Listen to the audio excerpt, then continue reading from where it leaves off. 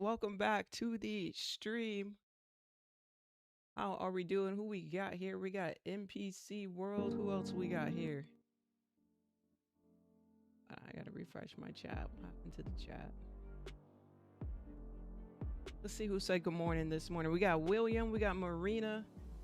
KG, I see you. Monique, DD Vibes. We got Rico, Quazair, Lux Ashley. Neat Beat, good morning. Motown, what's going on? Jose, Grand Rising to you. Good morning, y'all. How we doing this morning? How we feeling? Are we ready to go? That's the real question. Are we ready to go? We got the market opening up this morning. Those lights behind. I have to turn those off. Alrighty. So chat. Production went up, chat. Production went up. We got a new stream production here, so I hope you're excited to see it. Big reveal coming. How we feeling about it? How we feeling about it? We got a poll there in the chat. I want to just start off by giving a big thank you to everybody.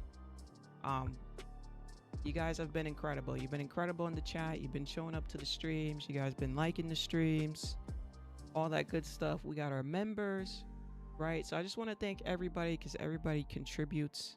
You know, the more you contribute to the stream, the more production can go up, right? So thank you for everybody. Again, members, subscribers, everybody contributes. It does cost to put on the free show, of course. It's free for you, but it does cost to produce a show. So thank you, everybody. I do appreciate it. Looks like my camera, I have it at a different angle here. I can't get it to stay at that angle. Can you increase the volume? Increase the volume of...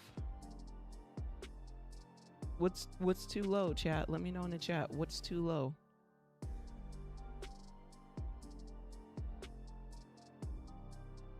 The music, the mic, what's too low? Let me know in the chat, please. Hi, Mayo. Good morning. AQ Soccer Mom. Good morning. G33, I see you. Good morning. Elmer, good morning to you. The mic is low. So is that just one person or is everybody saying the mic's low? Because I don't hear anybody else. Everybody, is the mic low or is the mic fine? Please let me know in the chat. There's only one way to know, and that's if you guys say something.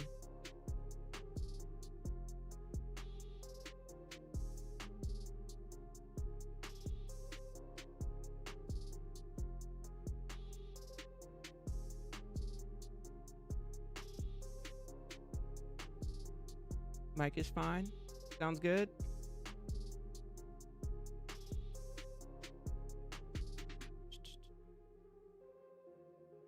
Mic is good. Okay, I'm asking because it's in the green. So actually, now that I'm looking at it, it is all the way up.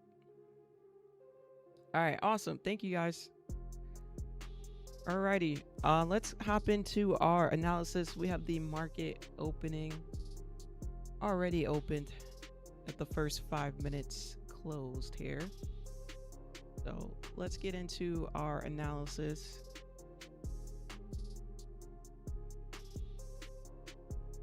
Let's check this out.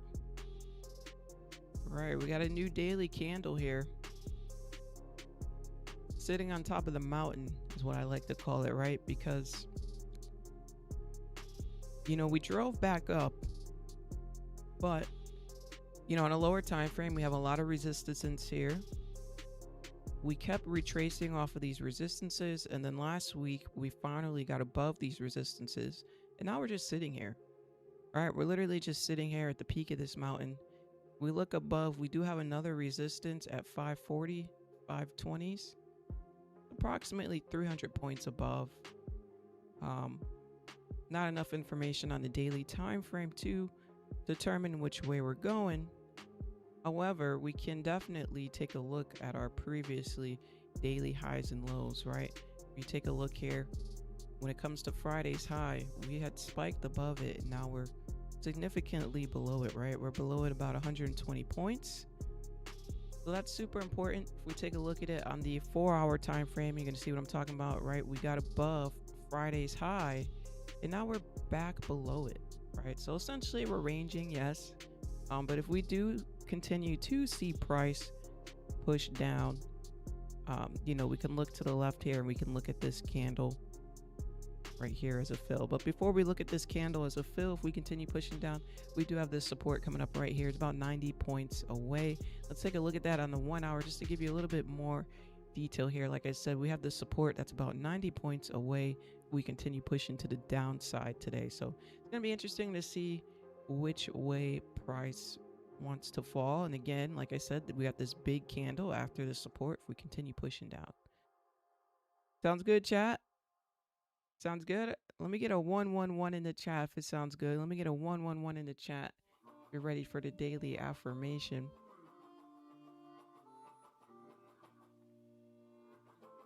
Let's see who's ready.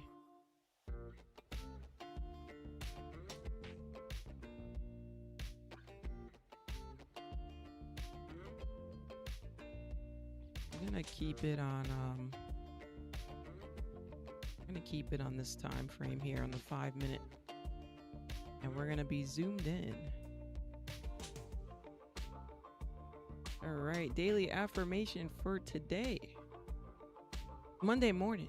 We are flying through the month of August, y'all. I really feel like we started August yesterday or last week. I just can't believe we're past the middle. So incredible. So daily affirmation for August 17th, 2026. Zoom in for you. Reads as follows. You are about to feel proud of yourself in a way that heals something old. Let me turn that music down. Is that music a little loud? All right. You are about to feel proud of yourself in a way that heals something old, not because everything is perfect, but because you can finally see how far you have come. The strength, the patience, the quiet survival, none of it was wasted. You are becoming someone beautiful. Alrighty, that's the message of the day, y'all. Message of the day, beautiful message. Beautiful message. We don't really have too much news today that's scheduled, so keep your eyes and ears open out for news that isn't scheduled, of course. Things that can hit the headlines. We'll go through the headlines a little bit later, of course.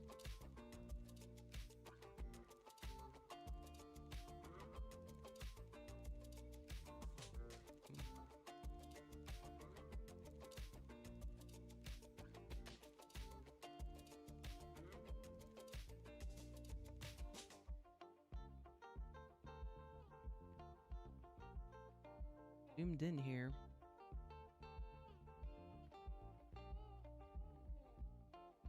We got this 5-minute candle bouncing pretty good off of that level that we were just talking about.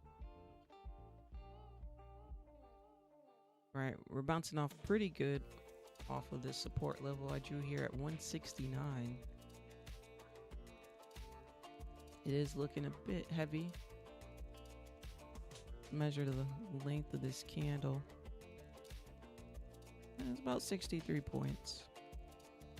Not too bad. Good vibes. DD with the good vibe sticker in the chat.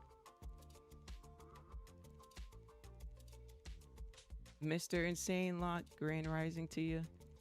Good morning.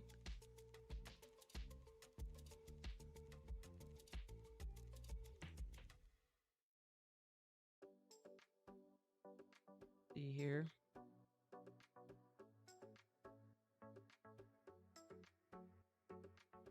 How's the music now, chat? Is that volume okay for you? Let me know in the chat that volume is okay for you. Can you hear it as background music? I did turn it down some.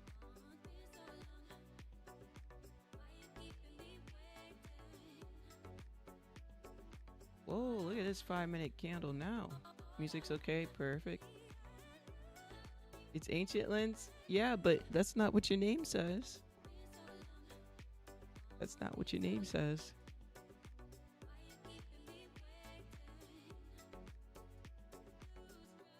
Okay. Big volume's good. Awesome. Awesome.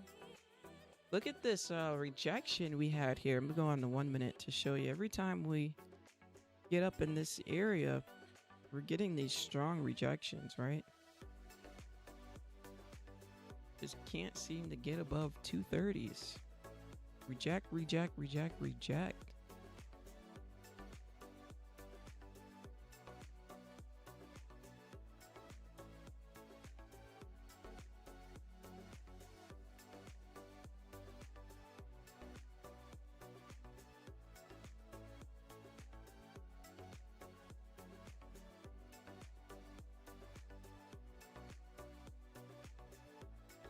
Wow. I mean, look at on the 3 minute looks crazy, right? We're barcoding a bit here, huh? Look at this. I will say we're respecting this high though, so um the fact that we're respecting that high, giving a little bit stronger to the downside. Oh, there we go on that 5 minute. We done flipped down there. Let me measure this top wick. 47. So hopefully last week you all noticed that the volume slowed down compared to where it was, right? In the last few months. We had the volume slow down. So just keep that in mind when you're trading this week. You may not be you know, when you enter a candle, it may not shoot to 50 points immediately like it was the last couple of months. It may shoot to 20 points. So it is important as a trader to be aware, you know, when the volume changes, right? Pay attention to the volume in the market. Market conditions are always changing. Okay. Sometimes it depends on depends where we're at in the year. It depends on what's going on in the economy. It depends on news headlines. It depends on overall performance. It depends on a lot of things, right? So make sure we pay attention. Today's opening looks crazy. Yeah. Good morning, D-Hub. Want to see a push down through to fill a gap. Okay. Looking for a gap fill this morning. Have a great day, everyone. Going to work. Thank you, Marina, for joining us. I appreciate you. Have a fun day at work. Yeah, the gap feels pretty close. Pretty close, right? It's right over here. Wow, it's literally only 30 points. I mean 30. I can't reach out. It's literally 13 points. Wow. We haven't had a gap fill in a little while. And then when we get one, it's so small, huh? Like, what in the world? Was there even a point? Right? Like, was there even a point of gap in that? My goodness. I don't know the last time I seen a gap that small. But I can tell you that NASDAQ knows people are going to be looking for that gap fill, right? So they know people are going to be heavy on sells or holding sells for a while. So of course they're going to drag it out if that's going to be the prize here. Typical NASDAQ shenanigans, right? NASDAQ likes to test you, right? It likes to test your faith strategy. It likes to test your confidence, and this is why you know, no matter what pair you're trading, you must have a system that's repeatable, right? If you're not trading a system that's repeatable, it's probably why you're struggling with consistency, right? Consistency, you're doing the same thing over and over and over, right? So the more you trade the same system, you research that system, you improve that system, the more confident you're going to feel taking it, right?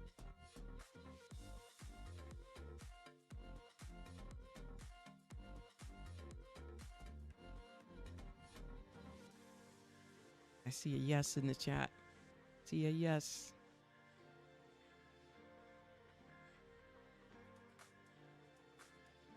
Here we go. We're pushing back up. So every time we get to those 230s, we do seem to reject. We are at 223 as we speak.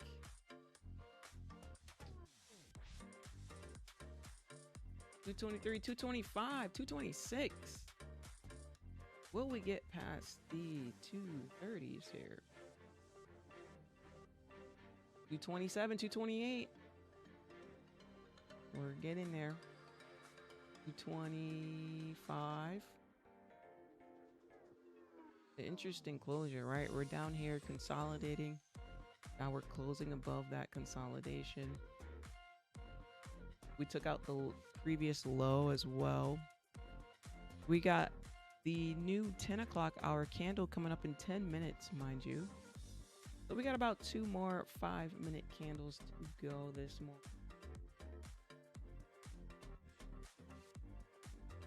We'll see, we shall see. Good morning, Luke.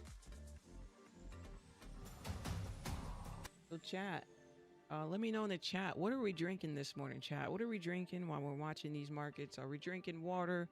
Are we drinking coffee? Are we drinking tea? You drinking matcha?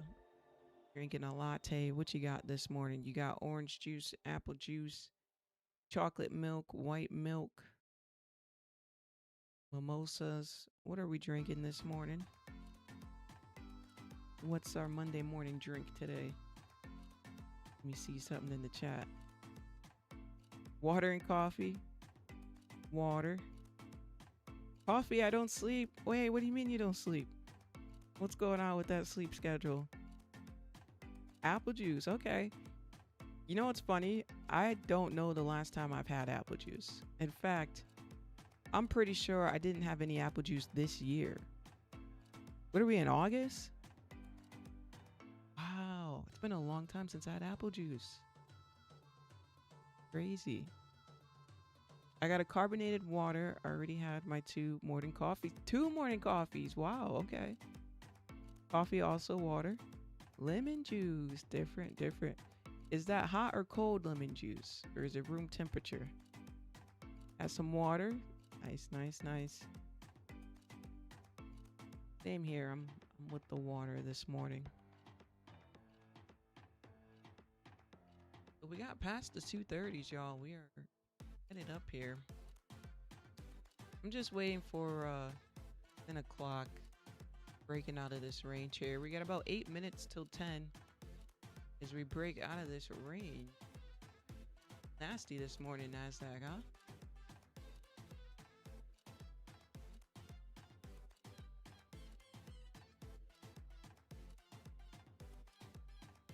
Interesting. Very interesting. A little bit of a strong rejection here as we speak. Rejected at 254. I'm sorry, 255. Look at that. 28 points back down. An immediate rejection there. See it on the 3-minute. Tough to see. Let's see it on the 1-minute. Yeah, it was a very strong pushback from NASDAQ. Look at that. Solid red candle there.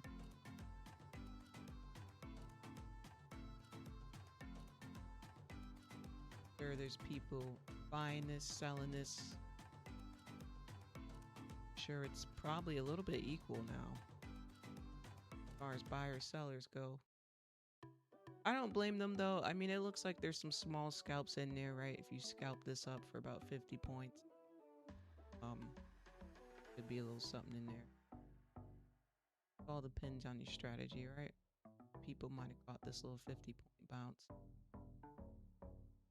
I was in the military for several years. By 10 a.m., I had already had multiple coffees and energy drinks. So 2 coffees by 10 is quite tame. Oh, wow. Thank you for your... Wait, were you in the military in the U.S.? U.S. military or another country?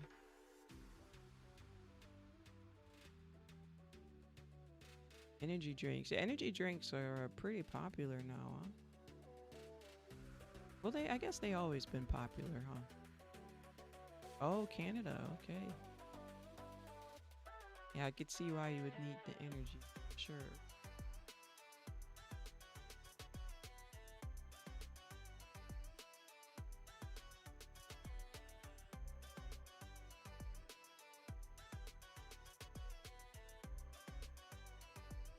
You hear?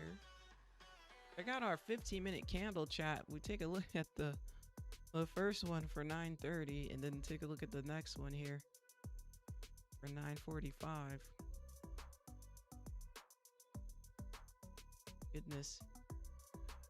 Looking at the last 5 minutes of this opening here. Let's take a look at this opening range. The other week, we were averaging over 300 points for the opening range, which is double the typical volume. Right now, we're at about 101. So getting back towards normal opening range volume, but it is slightly lower. Just a heads up. So it's interesting. We went from weeks of doubling the opening range volume to slightly below the average opening range volume. Isn't that crazy? See how like we're on two opposite ends of the spectrum when it comes to volume? Isn't that so crazy? Bipolar market, you could say, for sure. Very, very bipolar market. At it from this angle.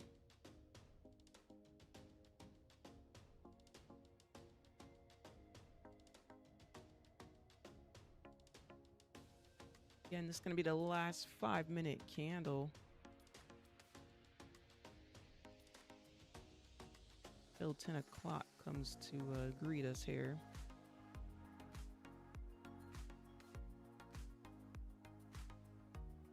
We'll see.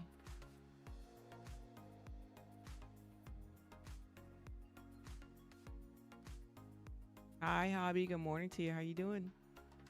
I'm doing great, Hobby. I'm doing amazing. How are you doing, Hobby? Aliens, which account is good? 50K Select Flex. Which one? I like the... Yeah, I like that one, the Select Flex. I think that one's the best one in my opinion.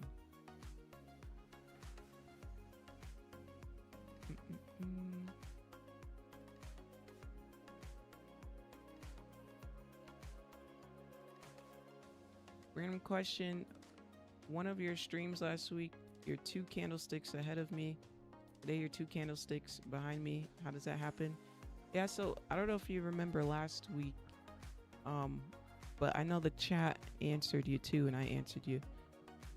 But we were trying to tell you that you weren't signed in. So when you're not signed in to a registered license, it delays your chart. So your chart was delayed. So your chart is going to be delayed. As far as now, my candlesticks are the exact time. So there's impossible for you to be ahead of me because this is as ahead as you can get. So I would say it's probably the broker that you're signed into.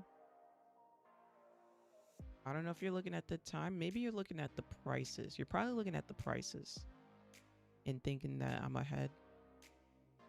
Because depending on what broker you're using, the prices could be different too.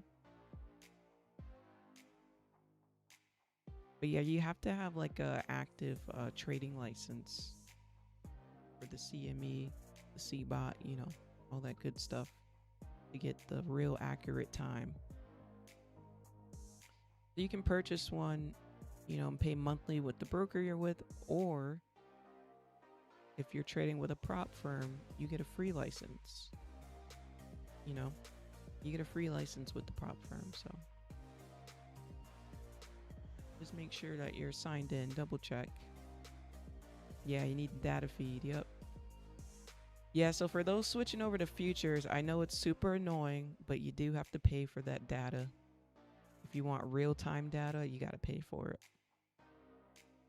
Got to spend money to make money, chat. I don't know if you ever heard that quote, but you got to spend money to make money.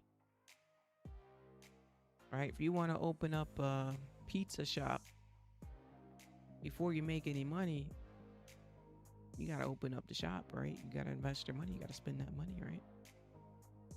Got to get a building, whether you're going to lease it out or buy it. probably going to lease it out. You're just starting. Got to hire employees. Got to put money out for supplies, right? Need ingredients, need all that good stuff. A lot that you need. Got to spend before you make, right? Business operating expenses. Yep. Yeah, that's a way to look at it. Your data feed is your business operating expenses.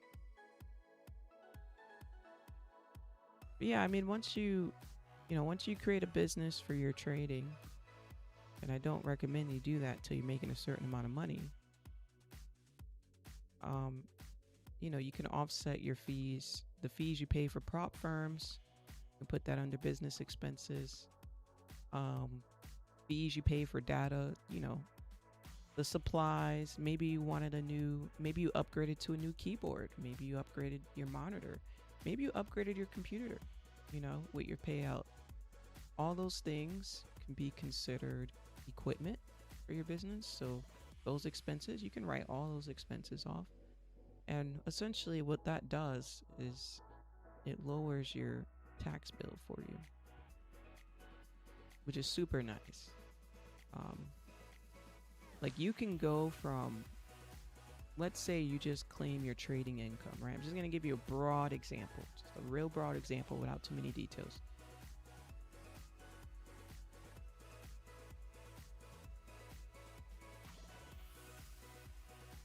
You're ahead of me, you said? I'm ahead of you. I'm a ninja trader.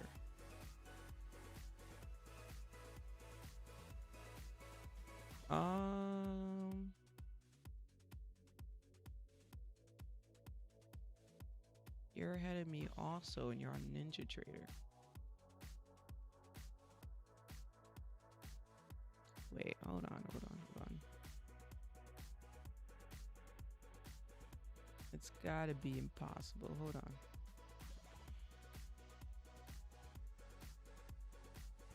Just checking something. There's no way. It should be 10:01, right, chat? Should be the 10:01. Now we're on the 10:02 candles. Everybody on the 10:02 candle?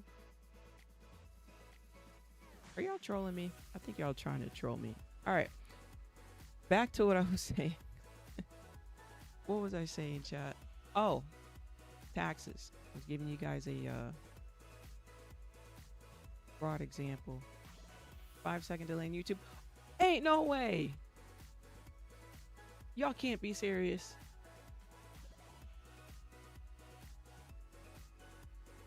Are y'all telling me that y'all are like 3-5 minutes behind on the stream and telling me that I'm delayed when y'all are the ones that are delayed? Is that what's going on here? Ain't no way. Are y'all 5 minutes behind on stream and telling me I'm the one delayed? Is that what's going on here? Thank you, Mayo, for figuring that out. That's what's going on, right? I think we cracked the code, chat. We cracked the code. Y'all gotta fast forward. Oh, no, seconds? They're seconds behind. Seconds behind? Hold on. Yeah, but they said that I was, they said that they were 2 minutes ahead of me, though. They both said that.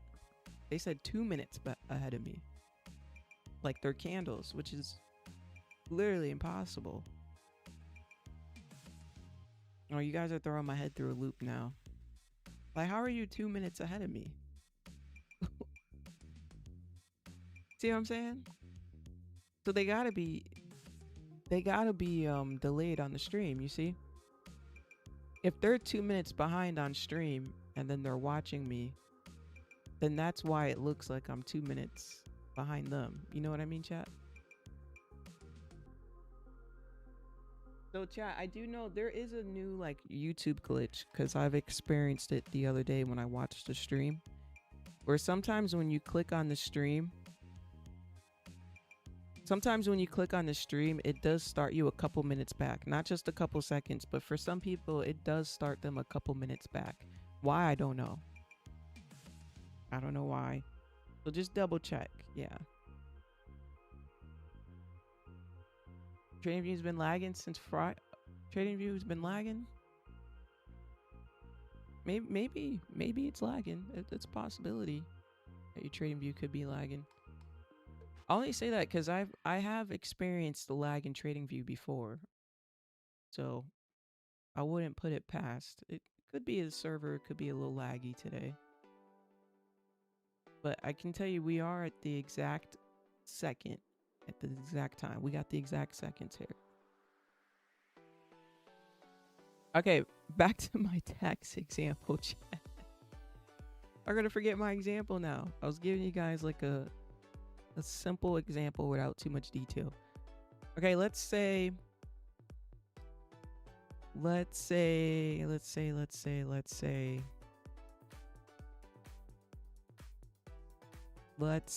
you made 50K trading. Okay, let's say you made 50K trading. And you wanna, you're claiming your taxes, claiming it on your taxes or whatever, and you don't write off any expenses. Well, they're gonna take that 50K and they're gonna tax that entire amount of the 50K. Right? So from that, you may pay anywhere between 12 and 15,000, right? On that. But what if you claimed your expenses, right? What if you claimed your data, subscriptions, your fees for the prop firms all year, whatever other fees, your computer equipment, mouse, new computer, whatever. You include all of your expenses, right? They're gonna deduct that number off of the 50K. So instead of being taxed on 50K, let's say that number goes down to like 40,000. So now you'll be taxed on the 40,000 instead of the 50K, which saves you money. Right? So now instead of paying 12 to 15 grand, you'll be looking to pay between, I don't know, 10 to 12 grand. Does that make sense, everybody? That's just like a broad example of the difference of claiming your expenses and not claiming them, because you are leaving money on the table. I don't know about you, but I'd rather pay 12,000 than 15,000. It may sound petty because we're talking about smaller amounts, but when you have a business and you start making more money with your business, or especially if you get into the millions, it's a drastic difference in the amount you're paying. Does that make sense? Let me get a 1 in the chat if that makes sense. Again, we're talking about 50K. That's baby food for businesses, right? That's baby food. So of course, you're not going to see too much of a difference between 12 and 15,000, but as it goes up, man, you can save yourself so much money. So it is important, even if you just grab like an Excel sheet, you can use Google Sheets for free, and you guys can keep track, right? Keep track of your prop firm expenses. I'm sure you can always log in and go back and look at the history of how many times you reset, how many separate accounts you bought, right? Those are all expenses. Add them up, right? Get the dates, do your own accounting, right? Get an Excel sheet, do okay for the month of January, for the month of February. This is how much I spent on evals. This is how much I spent on resets. Add it all up, guys. I'm telling you, you will save so much money on your taxes because that's a business expense. Now, obviously, if you're negative for the year, it's not going to do anything because you're not claiming it. There's no income. You're negative, right? It's a little different. But if you do end up plus on a year, which is what you're going for, of course, you want to make sure you account all those expenses. It's going to help you out a lot. You're going to be like, wow. You're going to be like, wow, I didn't know this was a thing. And then you're going to learn why people in business are so big about taxes. And I don't know if you guys heard a lot of rumors about how people in business get over on taxes and stuff like that, but there's a lot to it, I'll tell you.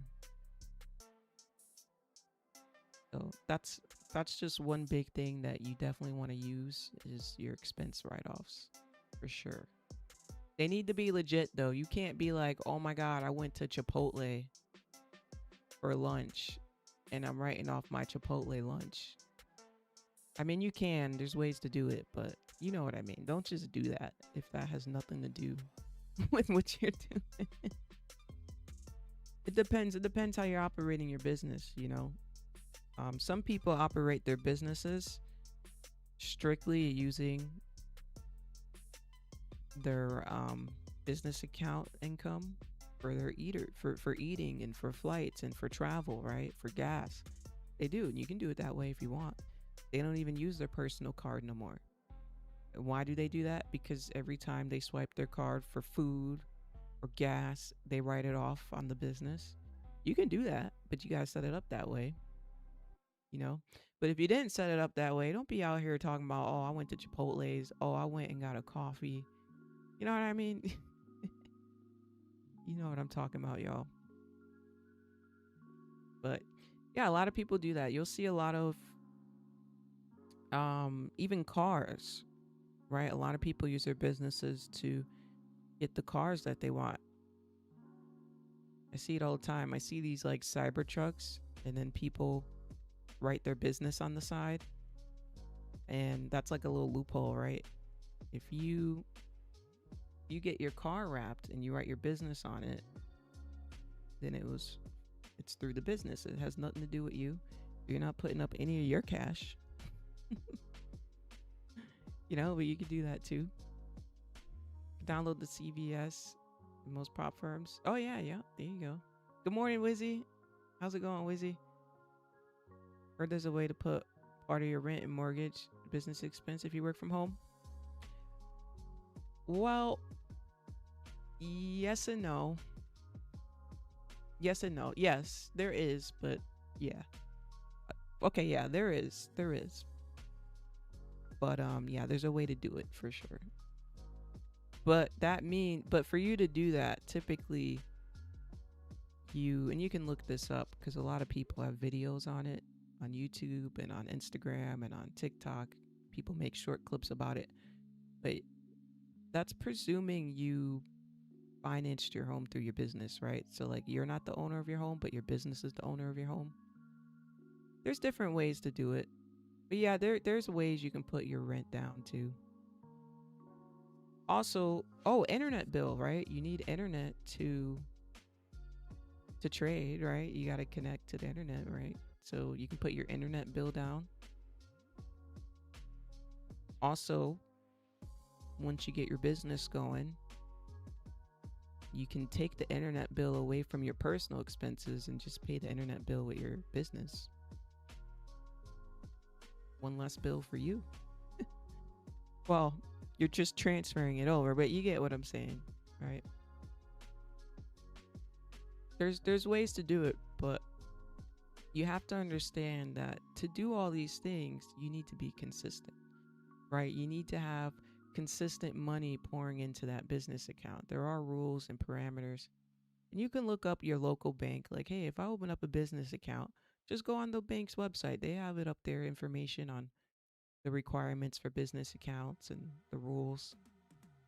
Typically, there's different rules to avoid fees, right? Typically, you may have to keep like a minimum balance in there. Sometimes you may have to have a minimum amount of deposits a month.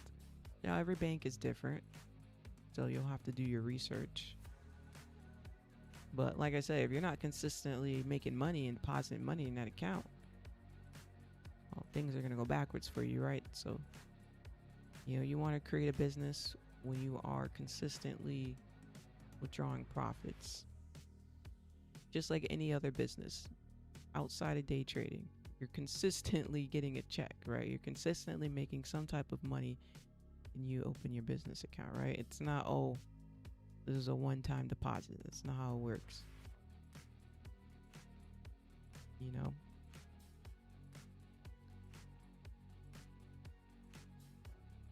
You can do it for your basement, for example. If you have an unfinished basement, you can write it off as your business space.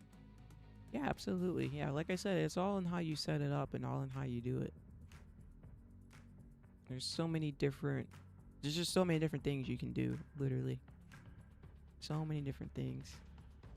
Once you get profitable, get an account that has experience with trading professionals. Have a great accountant every quarter. Just send them all my documents and takes it from there. There you go. There you go. All right, we got about 12 seconds. 12 seconds till this candle closes here.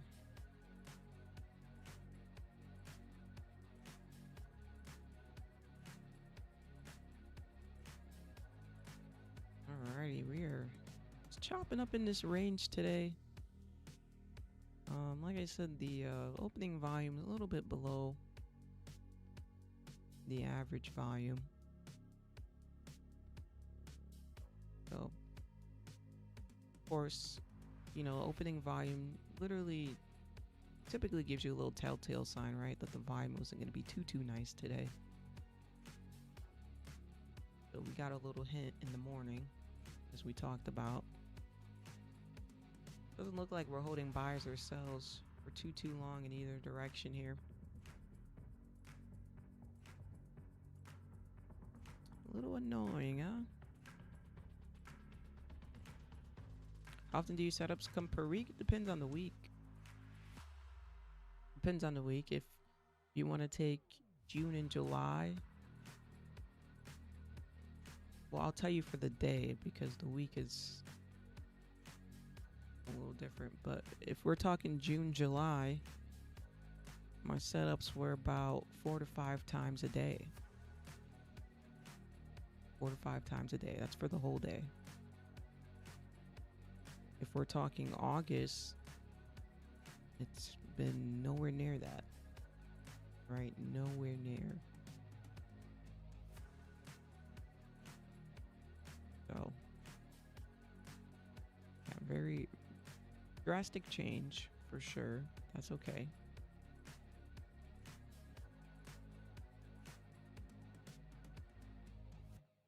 August price action is whack.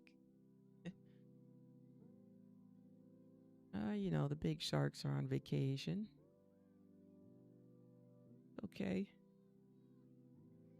You know, there's little scalps here and there, you know.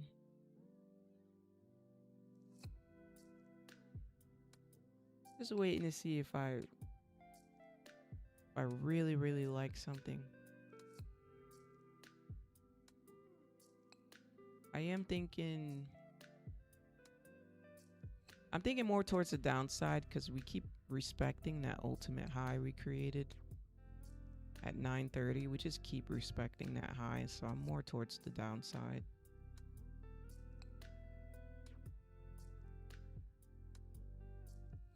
But a little bit standstill here, eh?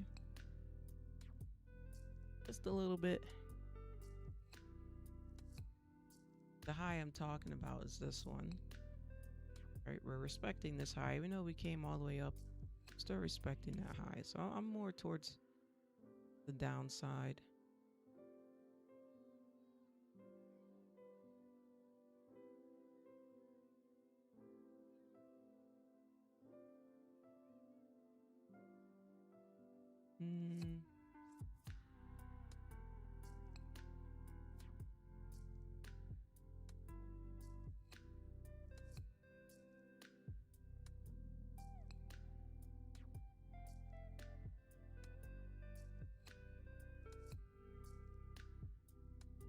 Within the opening range. Yep, we're still within the opening range. Can't believe my birthday month price action is what. That's okay. It's, you know, it's right before back to school, right? It's like that last vacation. That last vacation. I'll take a sell here. Gonna thinking 1 micro on chat. Let me log back in. Let me log back in. That thing is on delay. All right. Can everybody see my screen now?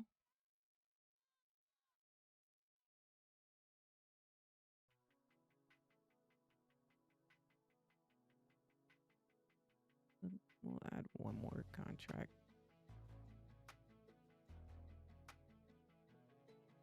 We do have this gap down here. It's very tiny though.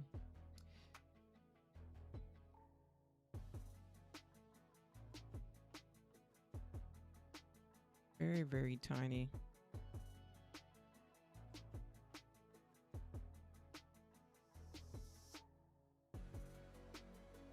I'm thinking a little bit further down towards these lows in here.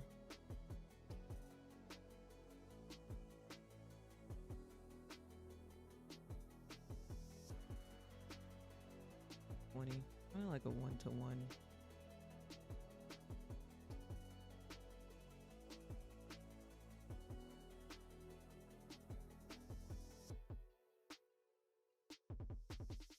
I like that we're respecting that high, which tells me we're more on the sell side of momentum here.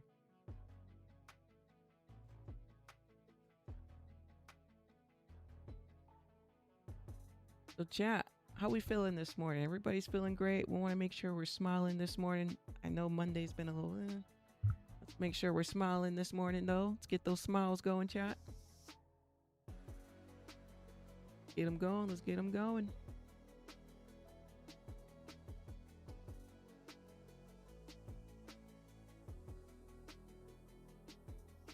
First trade of the day in a little while. Happy? There we go. Yeah, we're feeling happy.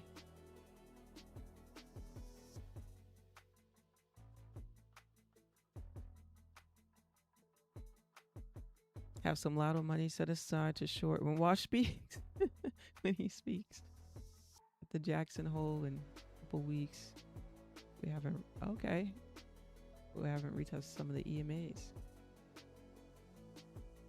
So we're looking forward to some normal price action in September. Well, define normal. Because nothing's going to be normal in this market as long as we're in this war. And we're in one of the greatest recessions of all time, even though they're not displaying it that way. Inflation is at an all-time high. We're breaking world records for the amount of people who are middle-aged who move back home. We're breaking records for people not purchasing homes.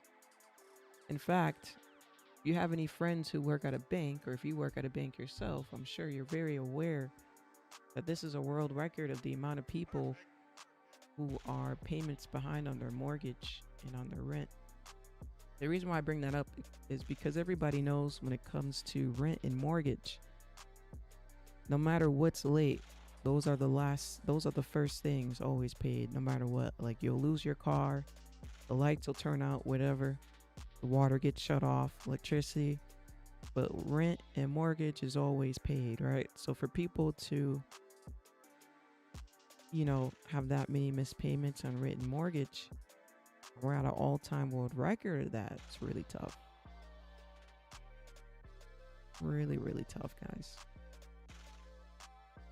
But yeah, I don't know if you guys seen on the news lately, they're trying to keep hush hush about it, but the amount of people who are behind on their mortgage who just stopped paying just so they can keep up and just make sure they're eating, make sure their kids can eat, it's insane. But they're not dragging it out to make a big deal about it because, number one, they don't want people to panic. And number two, those who are paying, who are already paycheck to paycheck, they don't want you to stop paying. Right? These banks, there's over 50 banks in America who are getting ready to foreclose. You realize that, right? These banks are running out of money. You gotta remember, when you're borrowing money from the bank, and you gotta pay back your mortgage, well, you owe the bank money, right? So a lot of people not being able to afford to pay the banks right now. And so that's messing up the bank's money, right? So again, we have this domino effect in the economy, right, y'all? The domino effect. Everybody gets affected somehow, some way. Okay? But yeah, like I said, they're not dragging it out right now about the amount of money not being paid to banks, because what happens if something happens to our banks? Well, we don't know, right? The American banking system is falling very short. It's not good, chat. No bueno. As I say, no bueno. But again, they don't want people to panic, because if you realize, oh, well, look at all these people who aren't paying their mortgage or whatever, and I'm paycheck to paycheck too. How about I skip my mortgage this month, right? Then everybody's going to start doing it, right? If you start thinking like that. So that, again, that's why they're trying not to make a big deal about it, because if they announce the big panic that the banks are having right now, you're going to realize, oh, they're not going to kick me out of my house. I pay. They're only selectively kicking people out. But that's just real stuff, guys. That is real stuff. These are the times that we are living in. Change needs to happen, of course. We'll see what happens. We'll see. But like I said, so the state of the economy is going to heavily affect the price action for sure. No doubt about that. So just keep that in mind when you say normal price action. Because even outside of this war, the economy is not doing well. And then add the war on top of it. Well, and we're not getting out of this war. Trump is here till January 2029, if you want to be technical. So I'm pretty sure we're going to be in this back and forth ping pong-ness till January 2029. Because no matter how many times we say we're in peace talks, I don't think they trust him. And I'm sure they're probably waiting for a different leader to have peace talks with at this point, You can't just agree and be like, oh yeah, we're not going to shoot each other, and then shoot each other over the weekend. Like, what happened to the agreement, It's like, what? So yeah, I feel like we're going to be in this for a long time. It's only 2026, so brace yourself, y'all. We got another couple years. That's what I'm thinking. They don't get returns as doomsday. Trump probably would not be happy with the media if they actually reported how bad people are doing. Yeah, they like to downplay the numbers, but I get it from a political standpoint. When you downplay the numbers, it makes the president look better. It makes it look like, oh no, I'm not doing a terrible job, Nah, people are fine. Zombone's realizing we're in 2029. Yes, if you want to be technical, I mean, yeah, you could say January 2028. You could say December 2028, but they're not going to move him out of there until January 2029. It's just the next month. But if you want to go from a technical standpoint, he will be talking his talk till January 2029. So we got another 2 years and 5 months. 2 years and 5 months, y'all. We got this. We got this, chat. 2 years and 5 months. You got it. We got it. We got to hold out.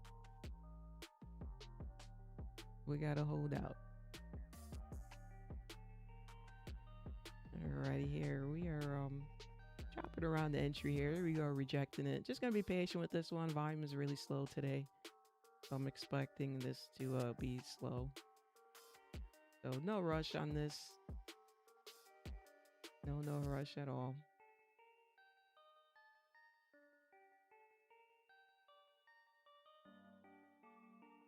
Three years? Yeah, I guess you could round it up to 3 years. Iran just started. They're willing to keep the stalemate going until Trump no longer president. JD Vance, would it be much improvement if the Dems win the midterms? Oh, when's the we got what's the name coming up? Yeah. What are we in? We're in August now. Jeez, the year flew by, huh? The year really flew by.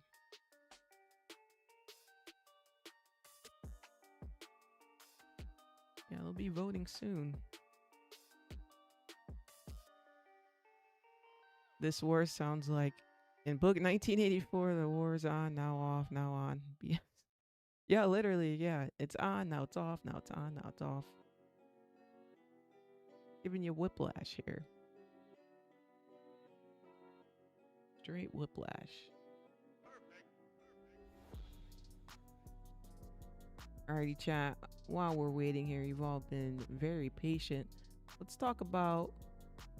Let's change the topic up while we're waiting here. Here's a few things that you might not have known if you go to another country that you could get arrested for. So, when you're flying into a foreign country and you have this in your luggage, you may want to double check you don't have this in your luggage because you could get arrested. All right. Where are we going to start it off? We'll start it off with Australia. Australia.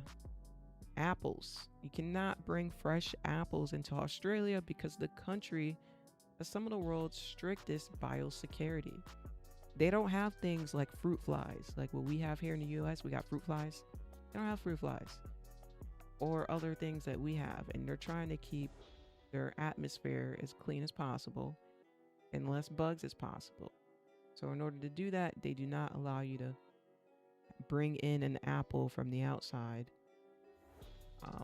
No apple sauce, no apple jam. You can get in trouble. Now, there is a thing where, let's say you're handed an apple on a plane, and you guys can look this up. You're handed an apple on the plane as a snack. When you get off, they have a thing for you to check that, hey, like, you had this on the plane. So when they check you, you won't get in trouble for it. They'll just throw it out. But yeah, let me know what you think about that one. Is that something new to you? Did you know you can't have apples?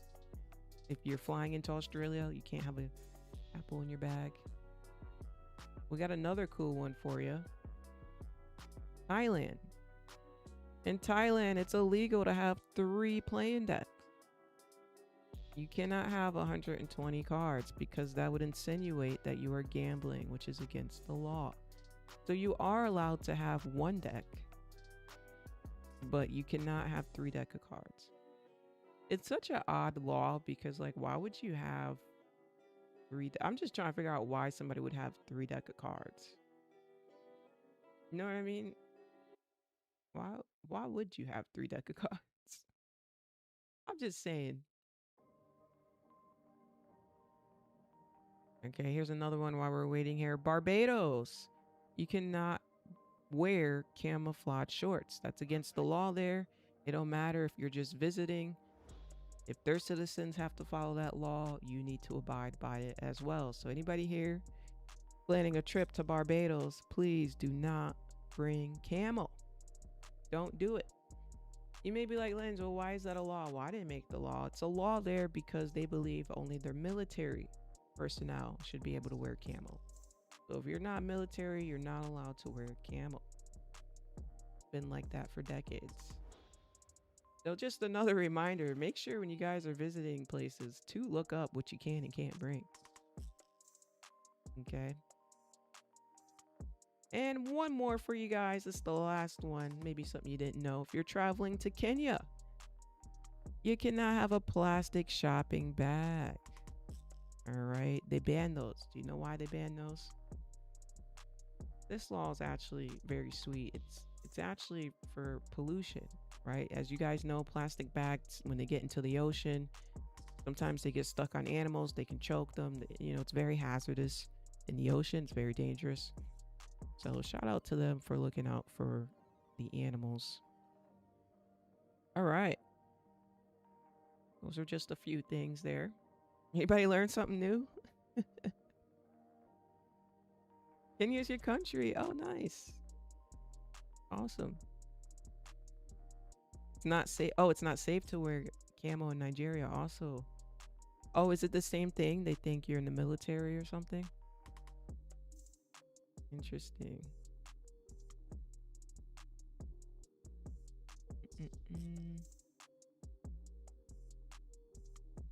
Can't gamble with 1 deck. I mean, wait, what do you mean you can't gamble with 1 deck? Well, I guess we did back in the day as kids, playing like Crazy Eights or something. But yeah, I see, you're right. Yeah, I mean, if you were to set up like a whole like underground casino, you definitely need multiple decks for sure. Yeah, I thought the Thailand one was very interesting. Um, very, very interesting.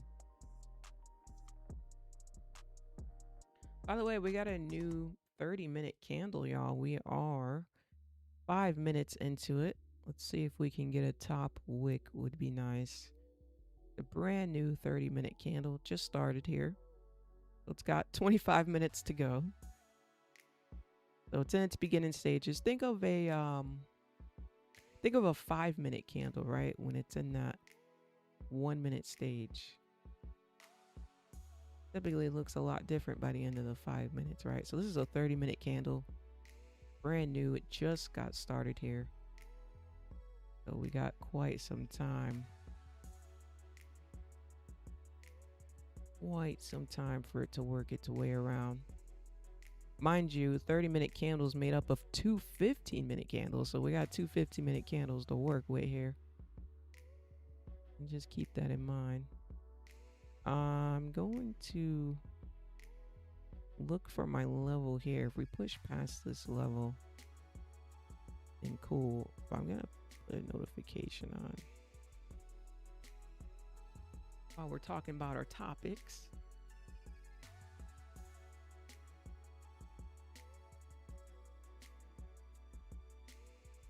Oh, you can't gamble with one deck. I see. I show speed, open my eyes. Oh, yeah, he did do a tour. Yeah, he did recently do a tour over there. I like that he does world tours on his stream. That's pretty cool. Nice to see countries in a different light other than the internet, because most people's experiences with countries is just on the internet based on internet's opinions, right? Rather than actually visiting there, seeing the people, seeing the culture, it's always nice.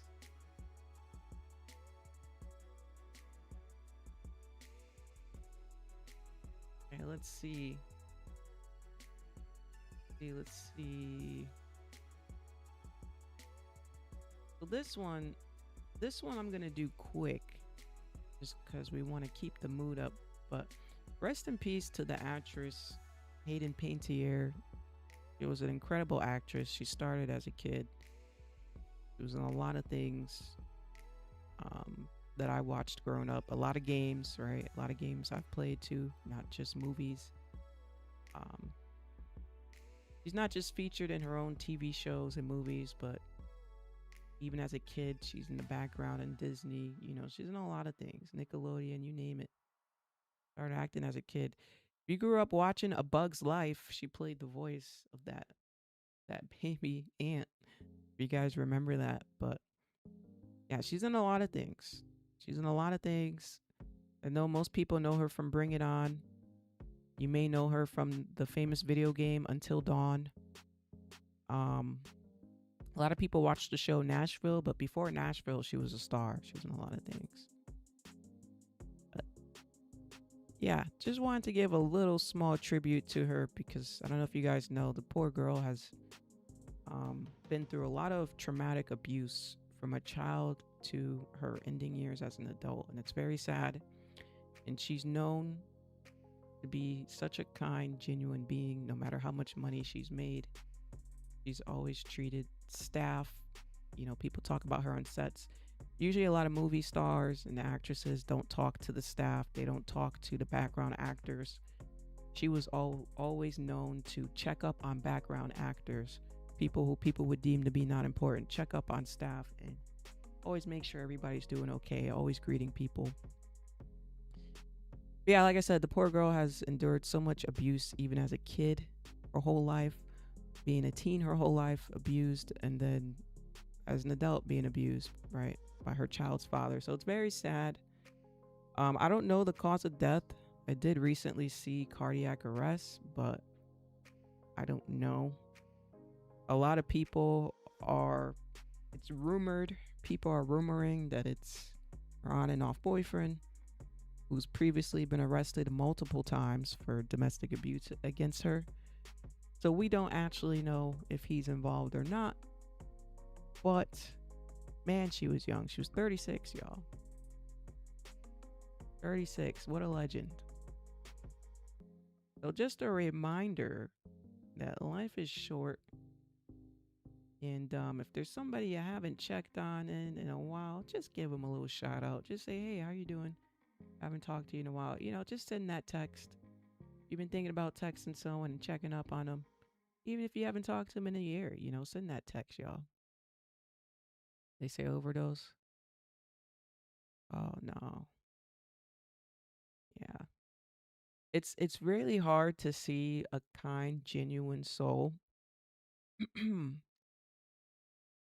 experience abuse from the time that they're born, even as an adult, because that's just that's just a lot, huh, guys?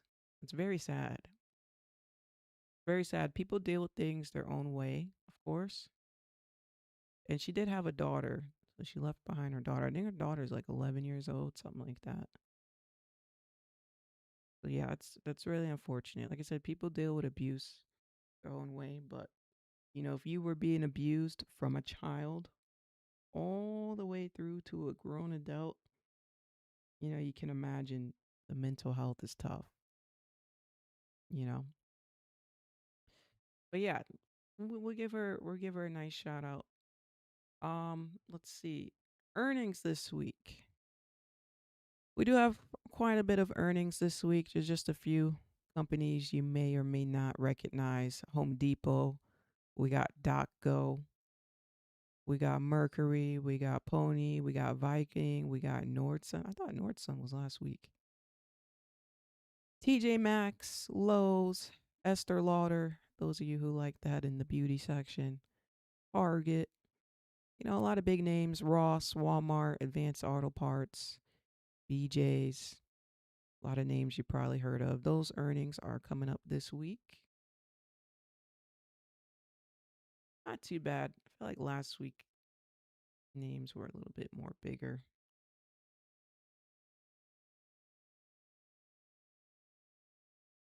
What happened to our music chat? We ran out of music. We ran out of music. Oh, there we go. Let's see what else we got here. Uh,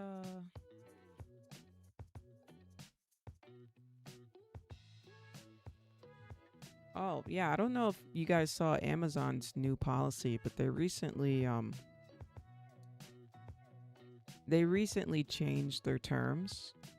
Long story short, a lot of people are suing Amazon for like different petty things, of course, trying to get a big cash come up. But they basically changed it so that you couldn't. See if I can pull up this article. Okay, it says U.S. customers now agree to a binding arbitration and can't pursue class action lawsuits with Amazon.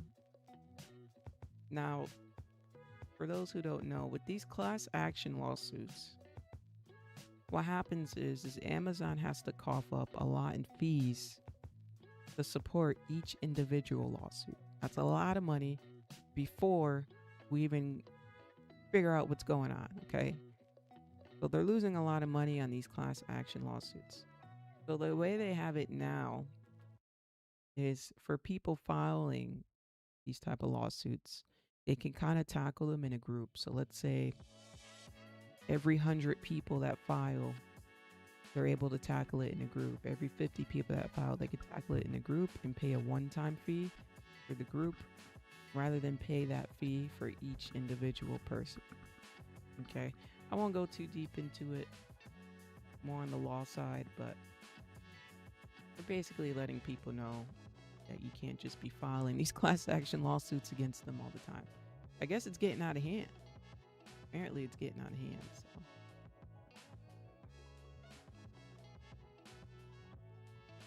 Hey, Lynn, are you gonna do vlogs anymore? When's the last time you saw a vlog for me? Vlogs? I don't remember doing one.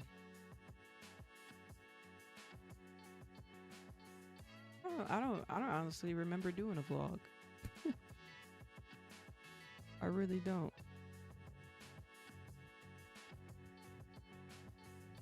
But no, I don't see myself doing vlogs.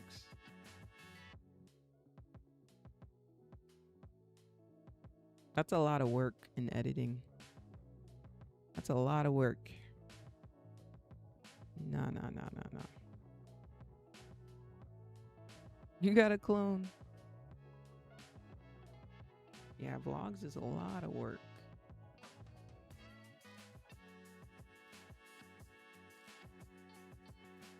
This wouldn't be the channel for vlogs, you know? It'd have to be a different channel. Let's see here. Just in, the number of U.S. homebuyers has fallen to its lowest level ever recorded. Coming from Kelsey Finance. We know that already, though. They're holding it off, but we know that.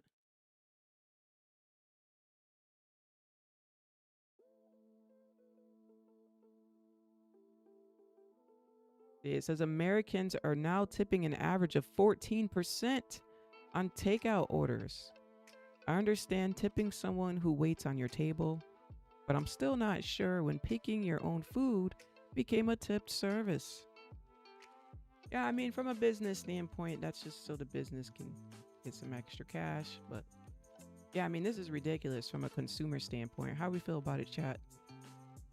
Like, if I order takeout and I'm driving there to pick up the takeout, no, there's nobody for me to tip. Like, what are we doing? I paid for the food to be cooked. That's what I paid for. Now, that's different if I go there and I sit down and I get waited on. Okay, cool, whatever. Tip the service. But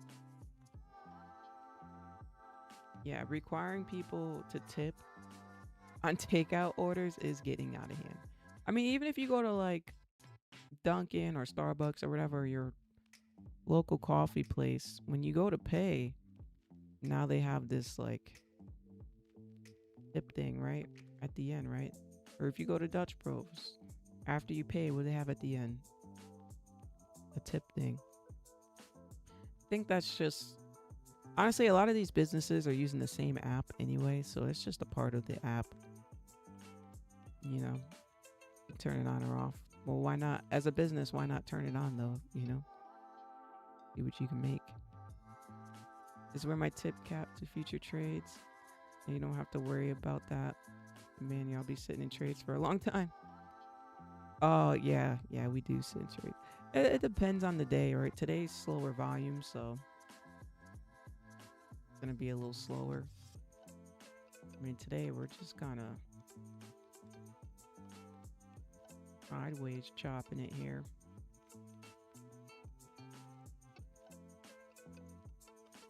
We're coming all the way back up to 220. All the way up to 220.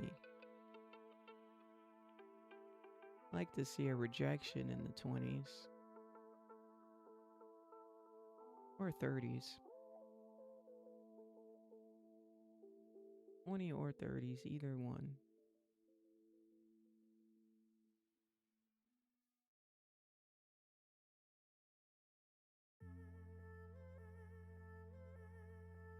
What else we got here? I don't understand Starbucks asking the tips to wood. Who used the microwave? Oh, that's funny. Facts. It's like I could have did this at home, you know, had I had the ingredients. I could have just threw this in the microwave myself. That's funny. You guys are funny. You're right though, a lot of these places are just heating up food. I don't like it. There's pressure to do so. Also, what happened to 15%? Some places are starting at 18%. Yeah, even on like DoorDash, it pops up like, you know, like a suggested tip. But don't get me wrong though. I mean, people doing DoorDash, that's where they're making their money from tips, you know, so, you know, it's nice to help somebody out, you know. tipping them as just literally helping somebody out, you know. You never know. Helping feed somebody. So like DoorDash, I can understand the tip. Um Person really needs it. But if it ain't DoorDash and it's takeout and I'm driving there to pick it up, like what are we talking about? You know? This what is this? So this video's going viral. This woman got a bill from her HOA telling her, and for those who don't know, HOAs get really strict about your lawn, right? Your lawn got to be cut. You got to take care of your plants, the trees, blah, blah, blah. So she got a bill from the HOA because the bushes outside her house were dead. So this is what she decided to do. And she's so stupid because she posted this on the internet and it went viral. 4 million views now as we speak. It really went viral, so I'm sure they're going to come across this. Check this out, chat. They keep charging me $45 for this bush. So we're gonna fix it today. She went and It's brought not dead no more, Becky. green spray paint. It's not dead no more. Talk about it's not dead no more. The plant's not dead no more. Spraying it with green. Ay, ay, ay. What a finesse. I mean, I don't even know what to think of this. Green? I don't know.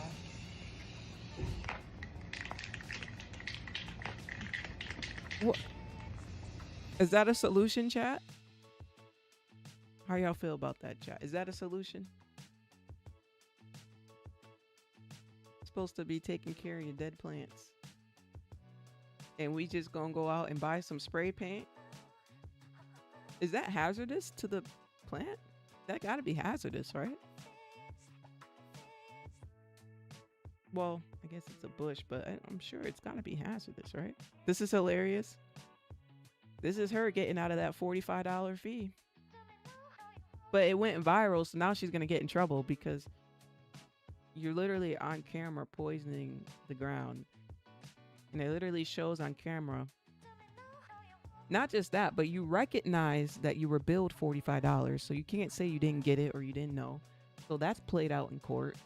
You're literally self-admitting to it in the video.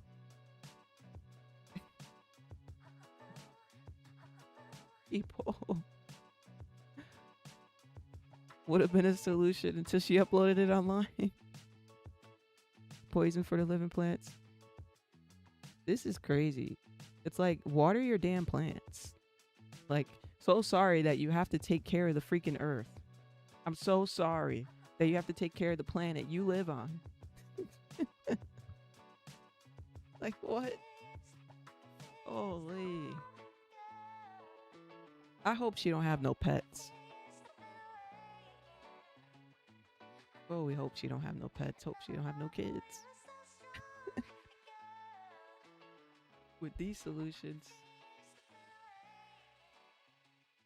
Oh my goodness, chat. I don't know. I don't know. I get it. It's funny. It's funny for the meantime. But if I'm the president of the HM, you best believe I'm saving this video. You best believe I gotta focus. No, the camera's out of focus. Okay, we'll give it a second. See if it can refocus. It's because I moved it. Because I moved it, chat.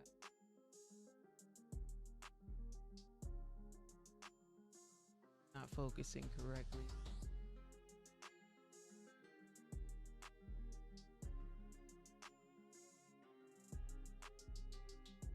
A little better, or is it still? No, it's still trying to focus. Ah, it's so annoying.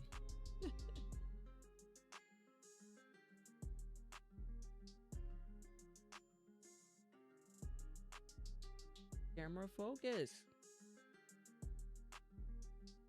Let me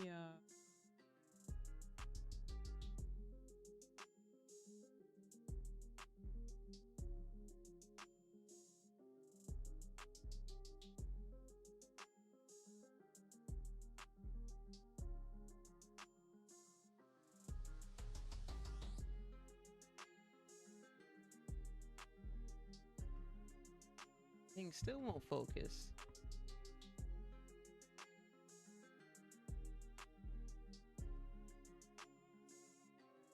Can't get it to focus, chat.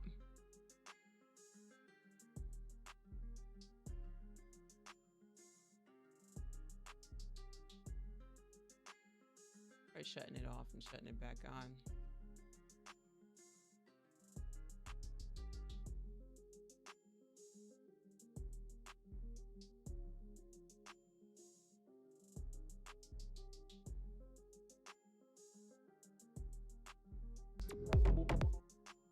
Okay, let's try it again.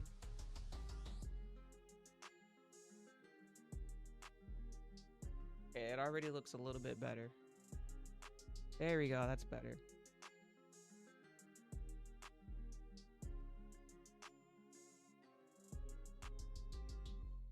Ready here.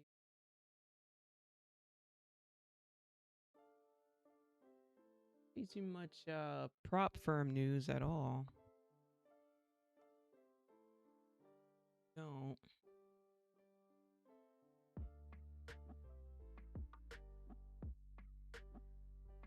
Says name a scam that's legal for the government to do. Old Wiseman, good morning to you. Chat, name a scam that's legal for the government to do. Somebody says, reading off of this here, taxing money when you earn it, then taxing it again when you spend it. Scam.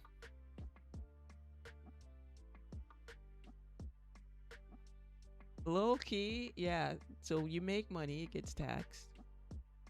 You go to spend the money, you get taxed at the store, right? Then at the end of the year, they determine if you paid enough taxes or not.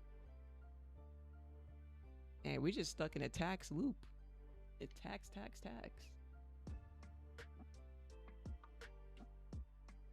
But I will say, you know, the economy does have to function a certain way. You know, if the cost of living was down, healthcare was way more affordable or free, you know, all the above, I don't think people would have issues with taxes. But when the cost of living is extremely high, healthcare is high, pay for this, pay for that, still got to pay for something else. Still, there's always something else that pops up you got to pay for. Yeah, I think people are going to complain about taxes. You know? This next one says it's a scam for them to require you to have car insurance. Because if you go your whole life without needing to have it, they don't refund you any of the money. Yeah. Wait, no, low key, that's funny because you're right, you don't get refunded. It would be nice if, let's say, you don't get into a car accident the whole year, right? They're like, okay, let's refund you your car insurance at the end of the year. Wouldn't that be nice, chat? That'd be so nice. Like, you know what? You didn't get into an accident all year. Let's or have any claims. Let's refund you real quick. But then they'd probably lose out on money. Interesting concept.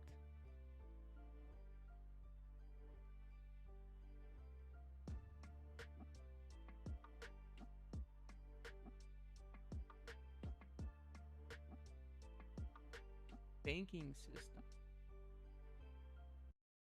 Yeah, because you literally, the banking system is literally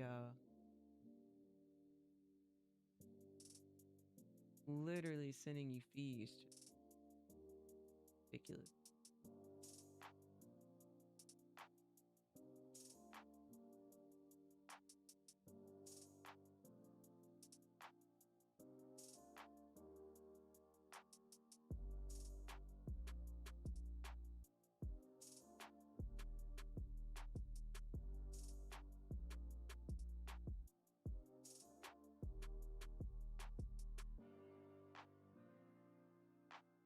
Right, chat. Y'all been super quiet today. We've been up here about an hour and a half.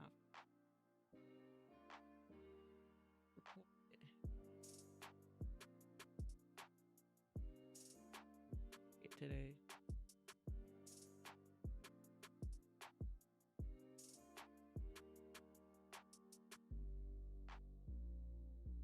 Don't see much for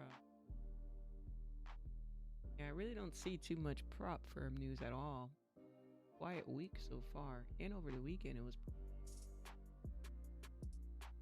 a little quiet on the news.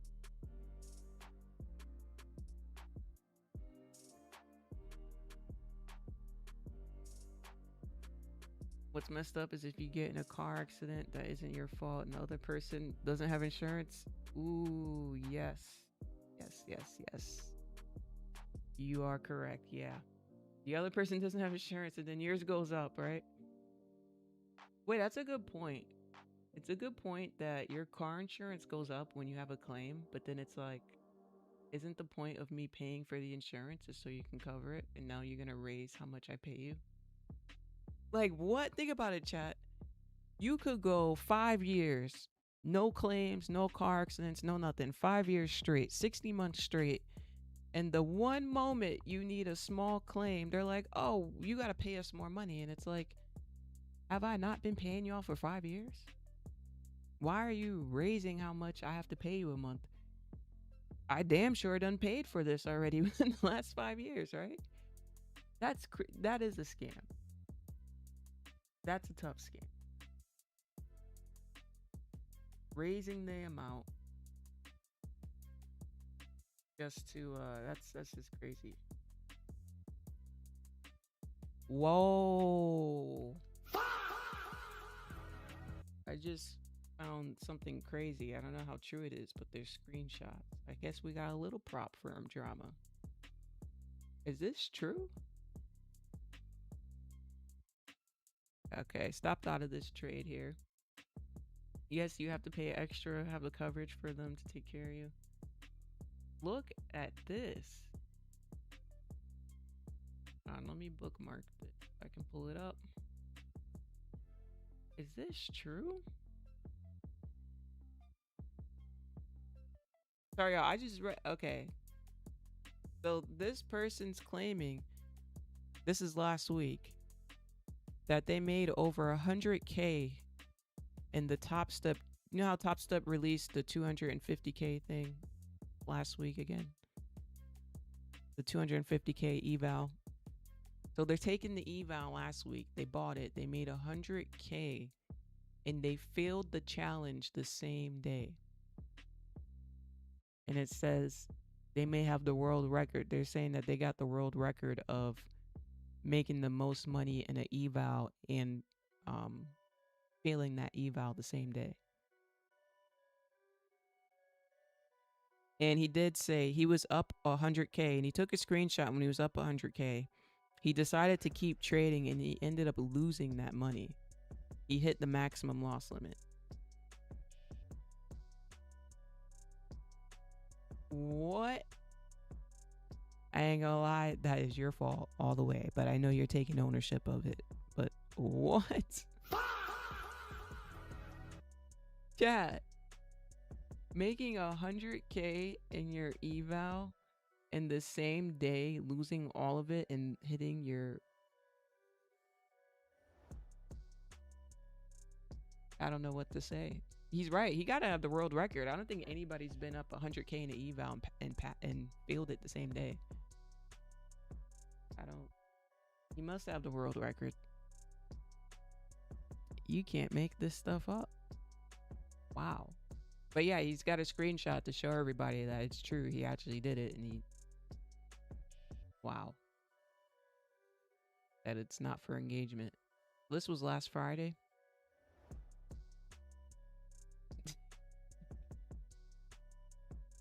Well, $500 out the window. Isn't the 250K like $500?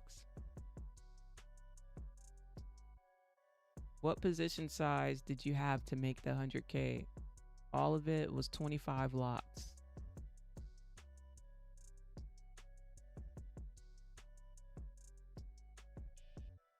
25 lots. Oh, this person is saying that they did this back in June.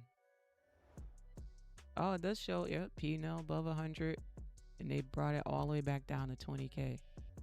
Oh, so this person's done that before. What in the world? I almost made 20K on a 25K account, opened a long right at the pop. I stepped away for a few minutes, and I broke the hard consistency rule. What? World record fumbles. Yeah, this is just crazy, y'all. Meanwhile, I'm over here like I can't believe I missed a chance at getting these accounts.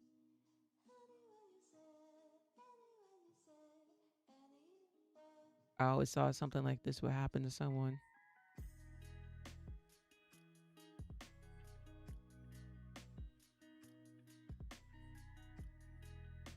Wow. It's just crazy to me.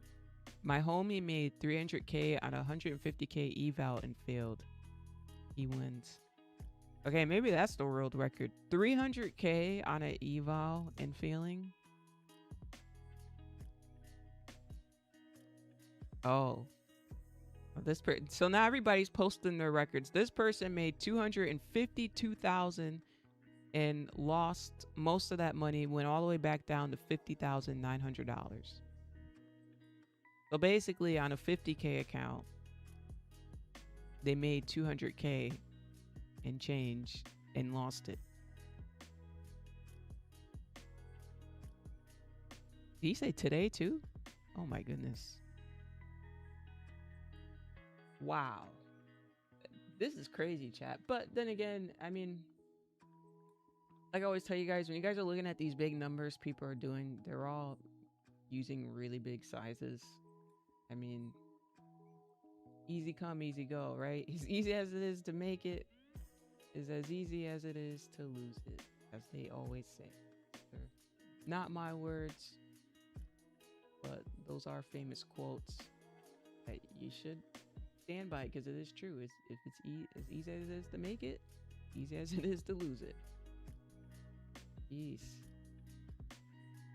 They made that in one day. They screwed themselves because of the consistency rule. Yeah, that's true. I think you only got to make 15K on the thing. So yeah, that just makes no sense why you would. So I do believe that people do this stuff for engagement as well. I don't know if you guys noticed, but people get paid off of Twitter.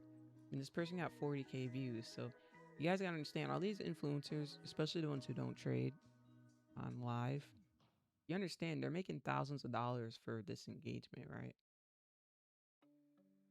They're making a whole salary a month on Twitter because of how high their engagement is. Easy 4 or 5 grand.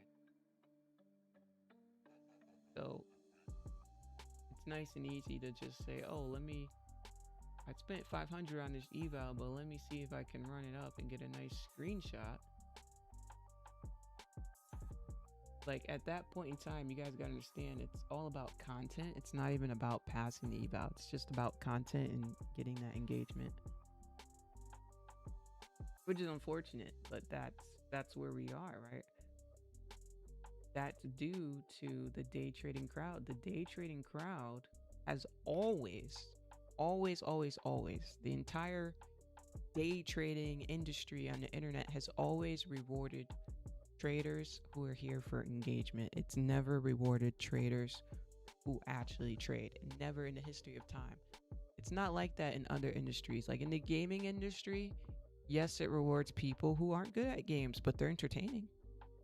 But in the gaming industry, it also rewards people who are amazing at games. It does. It has both sides.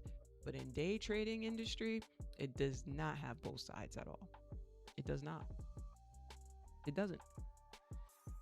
It's all about the engagement, and people have no idea who makes what and who doesn't make what. You don't know unless you're a content creator. There's no way you can tell. But for those who are content creators, because it depends on certain things, you know, you can look at something, you can tell how much people are making off of their engagement very easily. So it's not about followers, it's not about any of that. Like there's other parameters that go into it. And you would be amazed. Rage baiting, yeah. Rage baiting's profitable, yeah, it works. So think about it, chat. If you can easily make 5,000 by holding that trade you took, like think about it, you spent $500, but it's an investment to make 5K. Because you can hold that trade, get a nice screenshot, easily make 5K. You can easily buy more accounts from there. That's just regular math. I mean, a lot of people these days, if you told them they put up 500 to get back 5,000, they're going to do it. Especially when they see it work time and time and time and time and time again. Right? But most of these people posting their screenshots and stuff, and the CEO of TopStep has exposed it many times. And he's not the only CEO. Other prop firm CEOs talk about it, but they say if they were to release the amount of accounts people buy in a day to get the payouts that they're gloating to you, where it looks like this person gets a payout every single week, or this person, no matter what prop firm they're with, every week, every month they get a payout. But behind the scenes, you don't see that this person spent a good 10, 15K in a week on accounts, right? Using those big sizes, trying to hit a big one, right? Almost like they're sitting at the casino, which is fine, to each their own. But what I'm saying is don't compare yourself to people like that, right? If you're comparing yourself to someone who's spending 10, 15K a week on a challenge, when you're spending 100 or 200 a week, well, yeah, it's going to be different results. You know, so don't compare yourself to that. I think a lot of traders get caught up comparing themselves to results they see online. And the reality is if someone gave you 15 grand a week to spend on those challenges and you traded pretty big, I'm sure you hit one of them.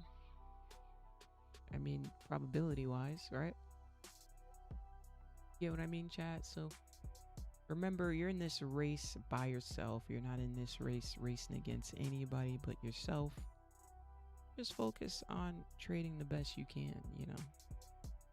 Focus on that 300 a day, 400 a day, whatever, you know. Focus on that. That's going to be way more feasible to you, way more scalable, way more profitable than trying to size high and hit big.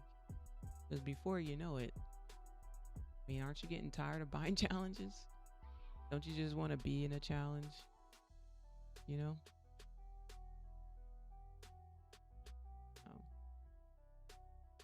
Just keep that in mind.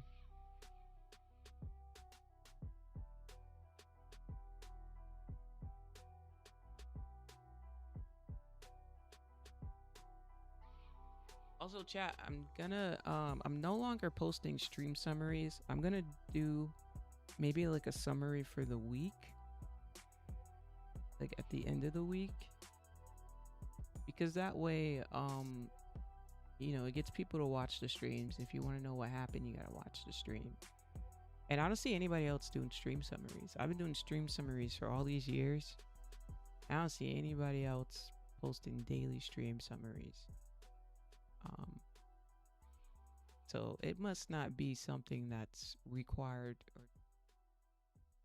So I think I'm gonna just do like summaries for the week and keep it at that. Sounds good, chat? Because that way you gotta click on the stream to see what happened.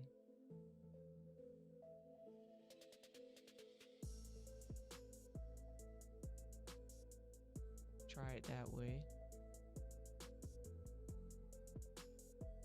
See how that works.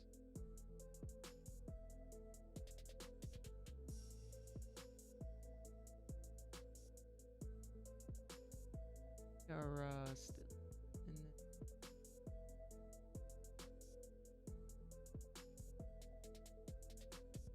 sitting in the, that's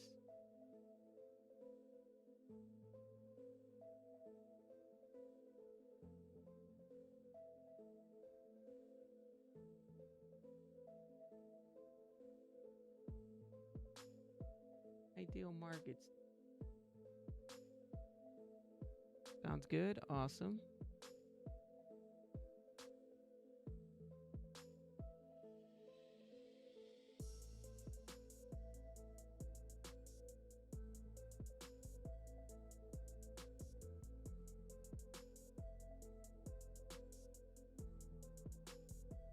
Like we're pushing up here.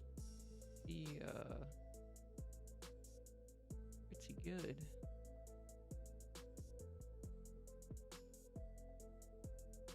Be pretty good here.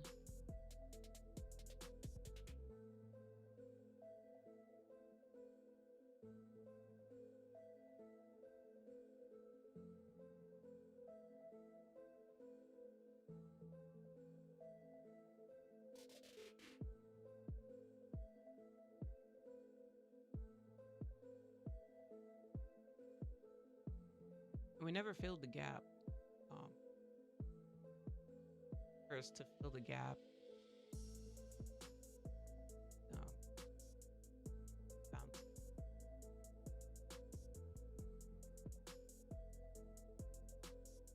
I'm put it in replay mode. Guys, so take a look at this. This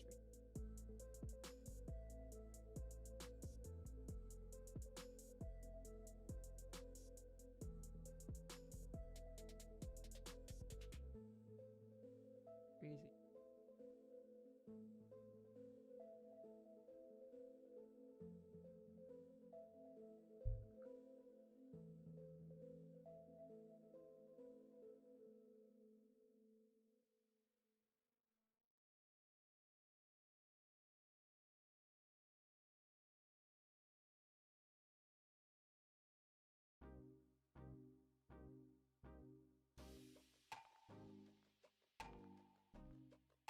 In about, let's say, 12 minutes. Go down to the 5. Chat.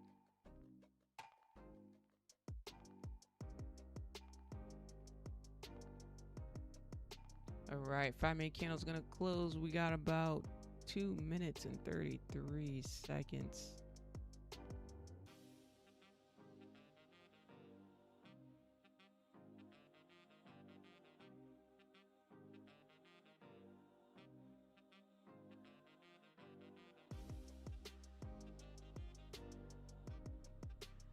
Gotta change the color of this box.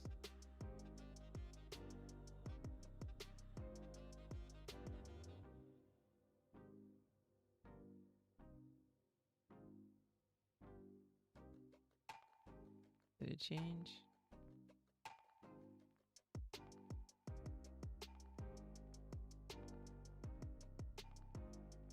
How come it didn't change?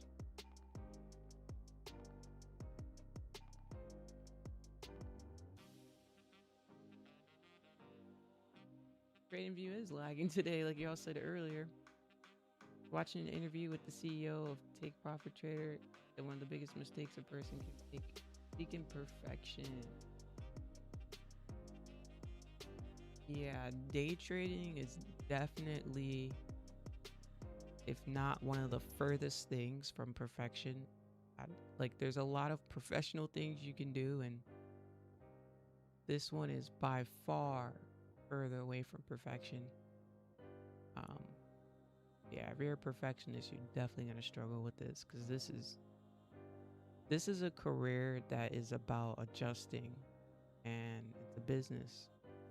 So if you don't know how to handle adjustments in business and always growing and always improving, not gonna go too well. Not gonna go too well. I don't know why this isn't going, chat. I'm gonna reload this. Oh, even if I reload it, it's not changing. Weird. This thing.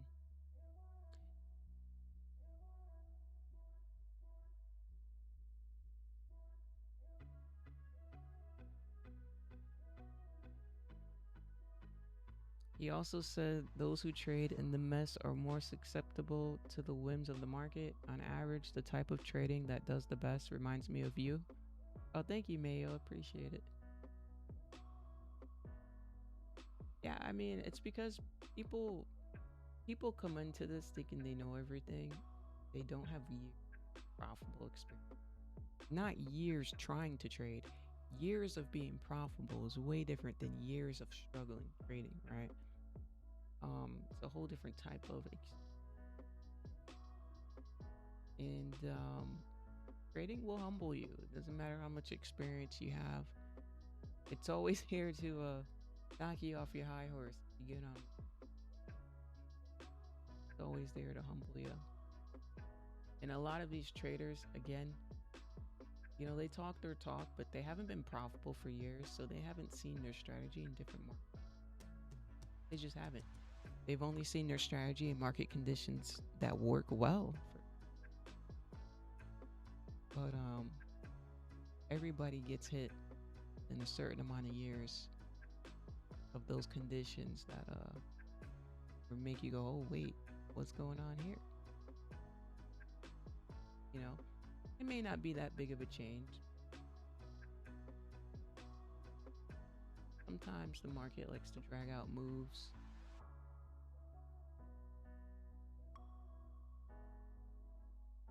Like this move over here faked out 2 times. I mean, even if it was gonna go up here, for those who were holding it with a stop loss here, they got stopped out. So even if you're in buys, you got stopped out. If you're in sells, like me, you got stopped out. Either way, they stopped both sides out. Literally both sides. They swept highs and lows both ways multiple times. And it's just one of those, you know, days. But, you know, you don't want to revenge trade from that. Just get back in the market just to be in it. That's stupid. That's stupid to do. You get back in the market because you see your setup. Not because you want to be in the market.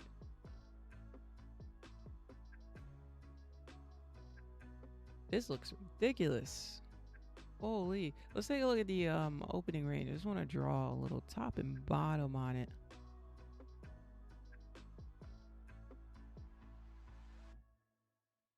Holy, it looks ridiculous.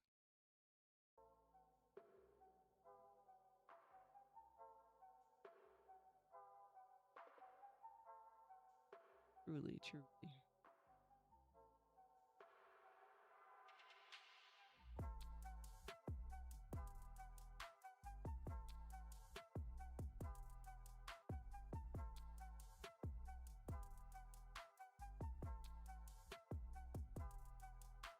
Get out later, but as you guys know, it's sometimes it gets boring, guys. Easier to stay on when you guys are chatting and whatnot. It is boring. I'm not gonna lie to you. I'm gonna sit here and stare at these candles. I'm gonna head off of here because I would play some games, but it's not really the stream to play some games. Waiting, you know what I mean? So I am looking to incorporate my Twitch more with this, where I can just head over to Twitch, play some games while I'm waiting on the market, because you know the market is slower. But it's pretty slow. It's pretty slow, and I'm not gonna sit here and watch paint dry, and I don't want y'all to sit here and watch paint dry either. I don't want y'all to sit dry. It is sometimes it's good to get up, walk away, check it out in an hour. Sometimes it sets up nice. I've had it many times where we get off a stream, I'll go to the gym, shower, eat, come back, and then boom, it's setting up nice. You know, so sometimes you gotta just give it an hour or two. But There's only so much we can do here on stream. You know what I mean, chat? Like we're not gonna play too many. We can't just pull up Call of Duty and go crazy. No, I mean we can't just pull up Call of Duty and go crazy for the next 2 hours while we wait. So, no, we are a little bit more limited to what we can do on the stream here. Um, we don't want to go off topic too much either. You know, I do try to keep it within the news. But yeah, if only there was a way I could waste the next 2 hours with you guys. But yeah, it's a little slow here. So I'll catch you guys tomorrow. Check it out in a couple hours, you know. Alrighty. Sorry, it's slow, guys.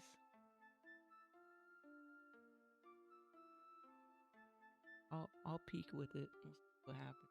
But I hope you guys enjoy your Monday. Happy Monday to everybody. I'm going to work out. I encourage you guys to work out if you do your workout while you're watching. I'm gonna do my workout. I'm gonna go to the gym and I'm gonna come back and hopefully, fingers crossed, it's you know, that's up something. If not, I'm gonna play some games. I really am gonna play some games. I'm gonna have my parts off to this. All right, everybody. Actually, before you leave, we didn't do CBS News today, huh? So before you leave, let's see if we can get some CBS News going.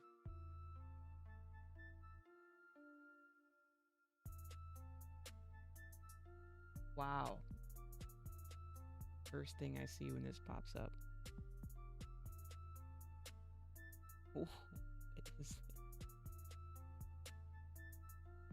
All right, chat. You know what time it is? It's time for some news. Let me switch you guys over here.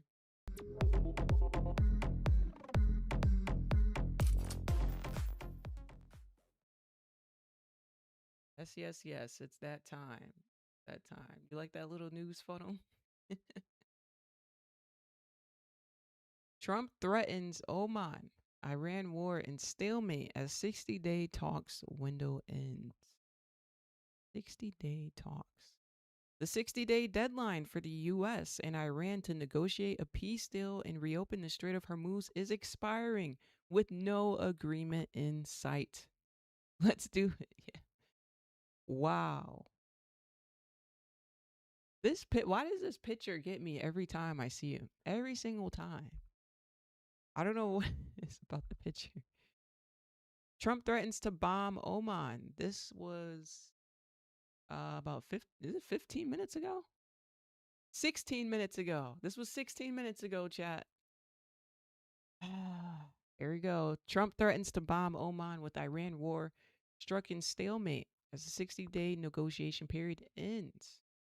What to know about the war today on Monday. Today marks the 60th day, as we just said. Understanding that the call for a wider peace deal to be negotiated within the time frame. After multiple flare-ups within the last session, there does not appear to be concrete plans to end this 24-week war.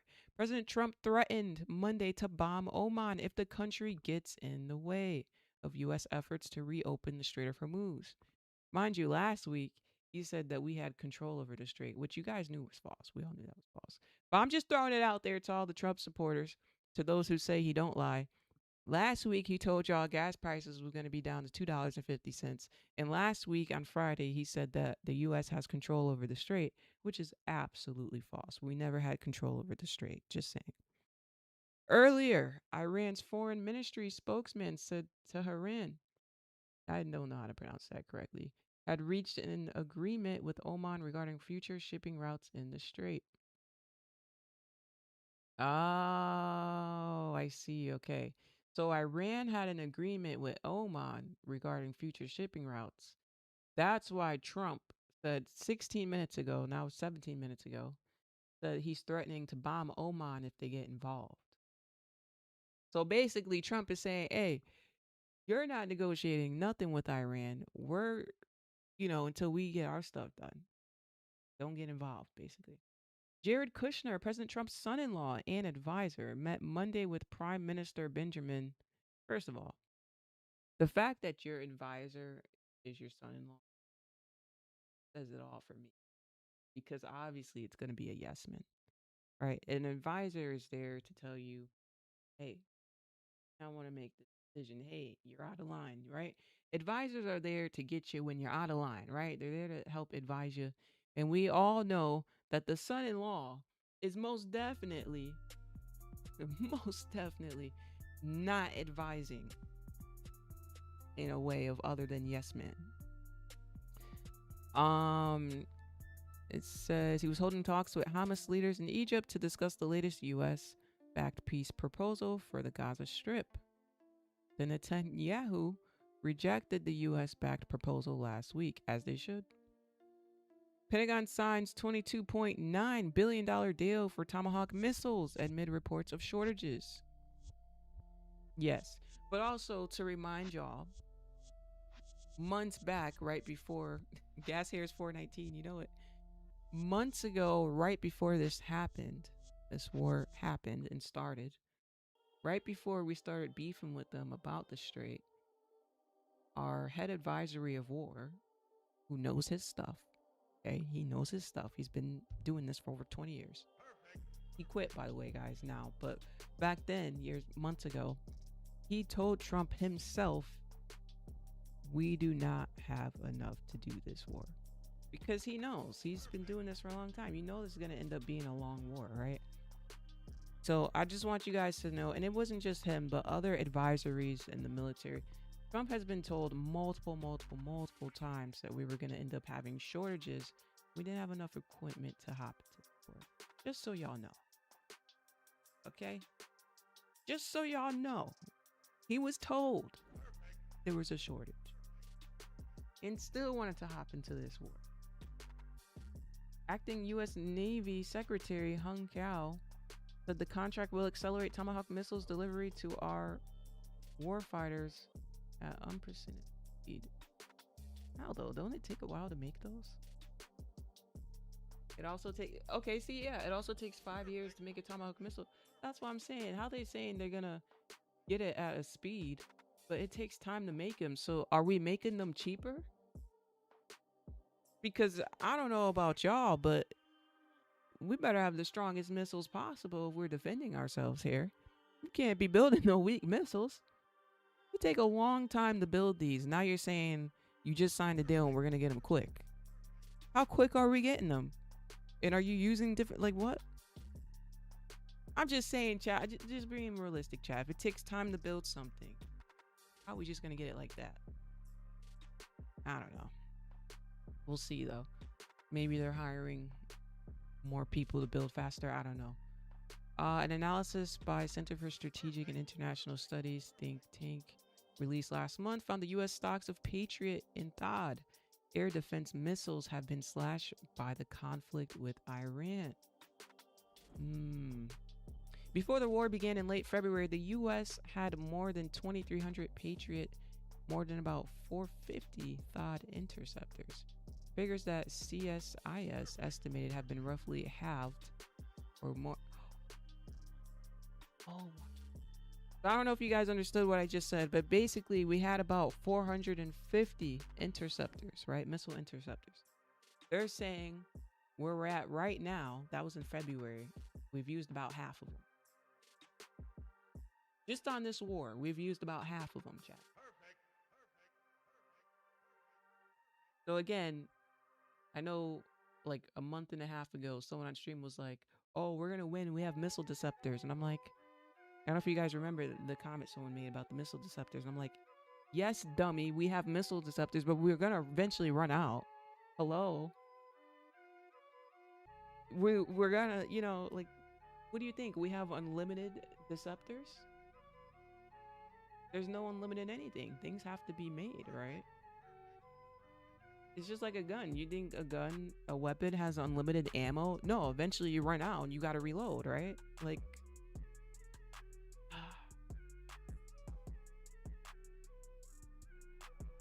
I wonder how y'all Americans don't realize that you are an enterprise manage. So what you're saying is the part of where you're saying, I wonder how y'all Americans, let me just clear that for you.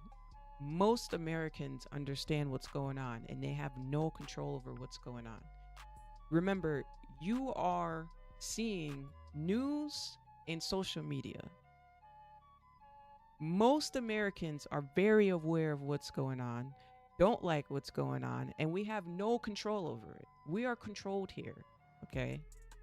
We are controlled here. There's certain people of power who, let me tell you how this works. This world is run by the billionaires of the world. You understand that, right?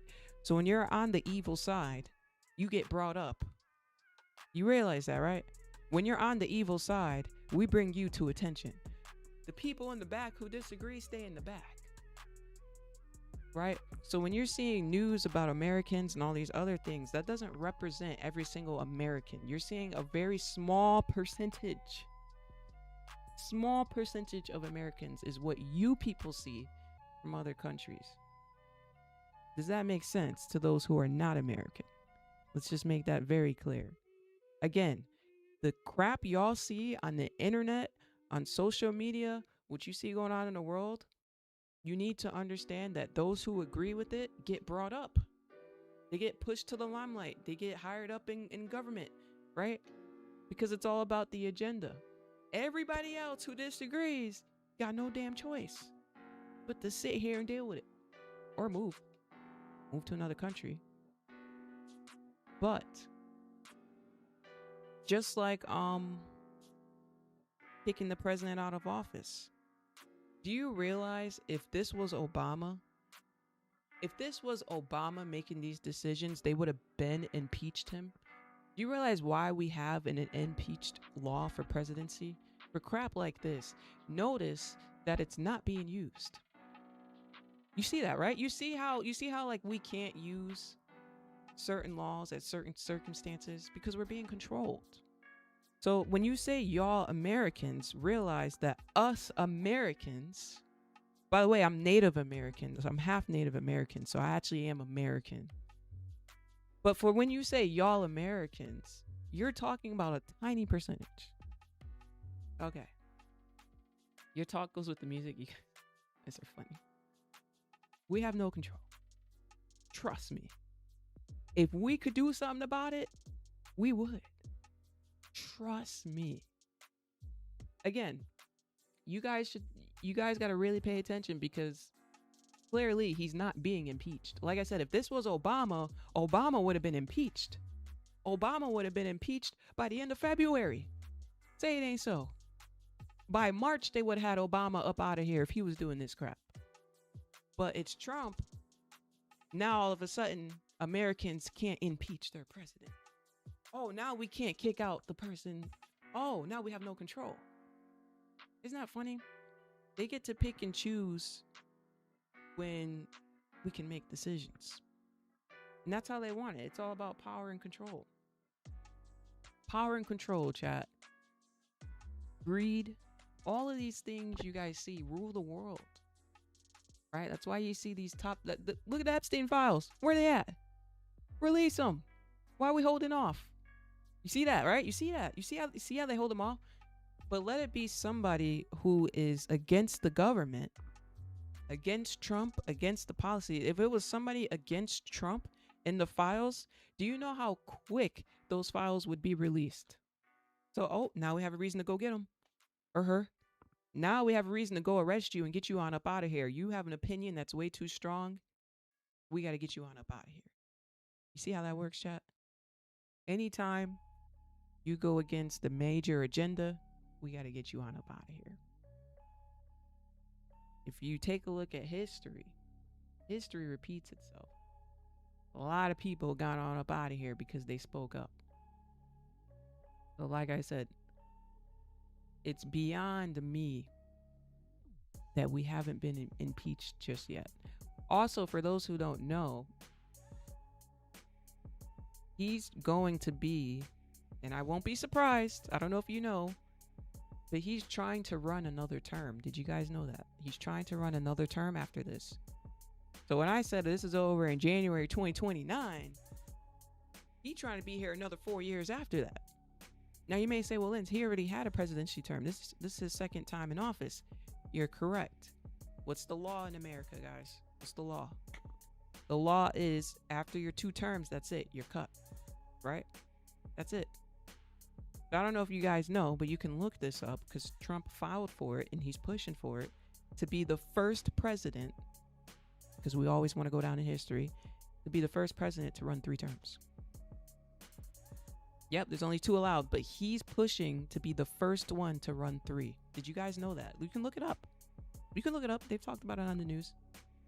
Did you know that, though? A lot of people don't know that because they've been trying to kind of tuck it away a little bit because they trying to make it happen. He want to be king. Didn't I tell y'all months ago he think it's Game of Thrones? He thinks this is Game of Thrones. He been watching too much Game of Thrones. I'm sorry. Way too much Game of Thrones. But what I want to say to you guys, and a lot of people are like, yeah, that's impossible. He's not going to win that. He's not going to win that. But do you guys see what's going on right now? Don't be delusional. You see what's going on right now. You see how he's not impeached. But let it have been another president, they would have been impeached, right? They would have been out of office. So don't throw it out there that, oh, he's not going to make it happen. If he runs a 3rd term, if he is the first to make history and do that, don't be surprised, right? And I don't think you will be surprised. I don't think you will. You're probably going to say, Dane, they're doing it right in our faces. They're literally showing us in our face how they pick and choose when law can be applied. We pick and choose when we can apply law, right? This is the problem. I don't want to say too much, but I know a lot of you are catching my drift. It's ridiculous. But yeah, there's a lot of people who are laughing at it thinking, yeah, that's the one thing he's not going to get. But I wouldn't push it too far off. Like I said, I'm not going to be surprised if he does another 4 years after 2029. I'm not going to be surprised if they go through with it. They say yes to everything for him. Most things. More than anybody else, they've said yes to. So, I don't know, chat. I don't know what y'all think about that. But I'm going to tell you what. Especially when it comes to this war, him being in office another 4 years, hypothetically, after 2029 would be, I don't even have a word on how corrupt that would be. World's gonna go to shit. Gonna go to shit. By that time, I feel like everybody's gonna be at war with each other. It's just gonna be ridiculous, you know? Definitely trying to change the way the country operates. The new generation, I feel like he'll get it done somehow. Well, this goes back to billionaires run the world, right? You'll notice a lot of these people up top are in cahoots with each other and paying each other off. He's been paying off the government. Well, when I say the government, guys, remember, there's a lot of great people who work in the government, but there's a lot of people on top of them who are in charge who aren't great. I'm not talking about everybody in the government, but he's got his people paying off Fox News. This is why, see how we're on CBS? You can look this up. All the crap he says about CBS. He don't like CBS. You know why he don't like CBS News? Because they're reporting, see how they're reporting everything? And they report both sides. He doesn't want that. He wants it to be reported one-sided. There's a lot of Trump supporters who sit at home and just watch the news and don't read anything else outside of the news think that, oh, they attacked the US. We're just defending ourselves. Like, there's a lot of people who have this mindset of we're the victim when we're not the victim, right? Because they're just basing it off of certain news channels. So again, they want the news to report in a biased way. And CBS does not report in a biased way. They show both sides. They show, hey, this just happened 15 minutes ago. Hey, this happened an hour ago, right? They're showing everything. They don't like that. They don't want Americans to know everything. Right? Back to brainwashing. But back to, where was I at, chat? Where was I at? This ended up being a big segment.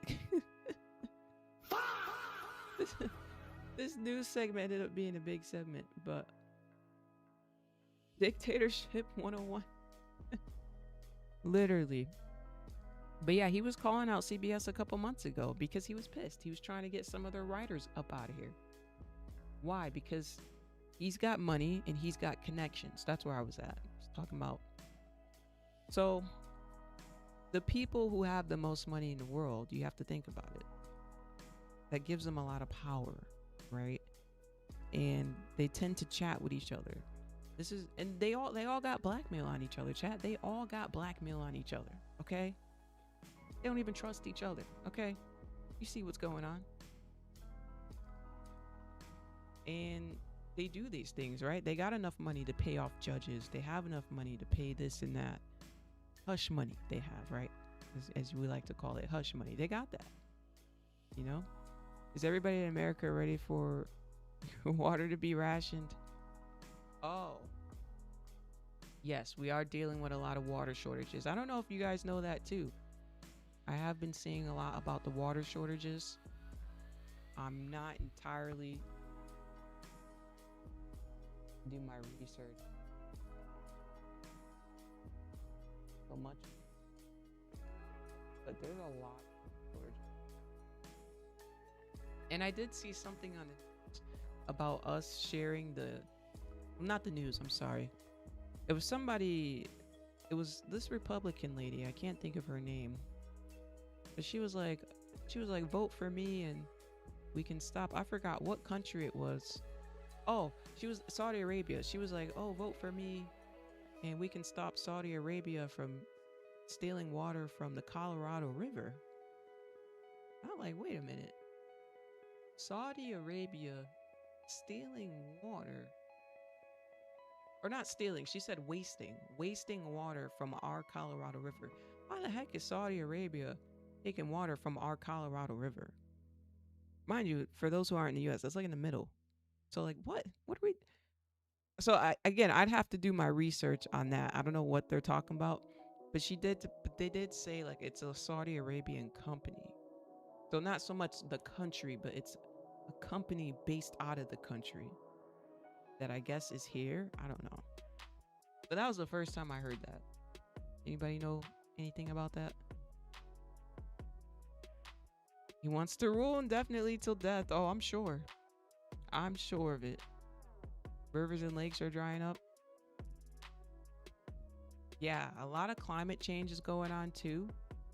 A lot of places who don't usually experience extreme heat are experiencing extreme heat. Where I live, we have a lot of low cloud days, but for other places in the US on the East Coast, that's not typical for East Coast to have low cloud days all the time. But people have been noticing little things. The reason why is because heat rises, right? It takes the moisture out of the air. We won't get too scientific, but yeah, there's a lot of climate change going on, which you have to be careful, right? Because with climate change, you have to understand that we live on Earth. And on Earth, the storms that we experience are not the storms that other planets experience, right? If you go to Mars, the storms on Mars, you would never survive, right? So you have to understand the storms that we have here are survivable while we're in human form. But the storms are getting stronger, right? As pollution grows, as the weather changes, the atmosphere changes, that affects the type of storms we get, y'all. I don't know if you've noticed over the last 30, 40 years, but what do you see from these hurricanes and tornadoes? Those categories go up, right? They're a lot stronger. So the worse the pollution gets, the worse that we change this atmosphere, the storms are going to get worse and worse and worse, right? So for those who do pollute, you didn't know, now you know. Just think about it when you litter. Please don't litter. Every little bit helps. It does, guys. Seriously, every little bit helps. We all live on this rock. Okay? At the end of the day, whether we like it or not, we're all in this together. We really are. We're all in this together. At the end of the day, like we all live on this rock. And if storms become so powerful that, you know, we can't withstand them, that's going to be an issue. That is going to be an issue. We don't want that. Now, nobody wants that, right? Nobody wants tsunamis coming in day by day and out. Can you imagine? Growing alfalfa requires tons of water. Oh, shipping it back to feed dairy cows. Oh, is that what it is? Interesting. Yeah, because I was wondering, I was like, what does she mean, Saudi Arabia filling the water? That like threw me off for a second, you know? Here we go. 1 minute ago, traffic falls in the Strait of Hormuz. The maritime monitors. The waterway fell 19% of the typical traffic. Well, yeah, we know that. We know that less people are passing through than typical, right? I think we're all pretty well aware of that, right, chat? Back, bring you back. This that was a long news segment, chat. Holy, I didn't think we were gonna get that deep into it. Yeah, that was 30 minutes. That was a whole 30 minutes on news. Holy news. But it's real stuff, guys. It's real stuff because there's a lot going on in the world, and it is getting a little scary. And it is important that you are aware of different things going on. You can protect yourself and prepare yourself. Not wake up to a doomsday, at least be prepared. There's just so much going on. We can hope for world peace, but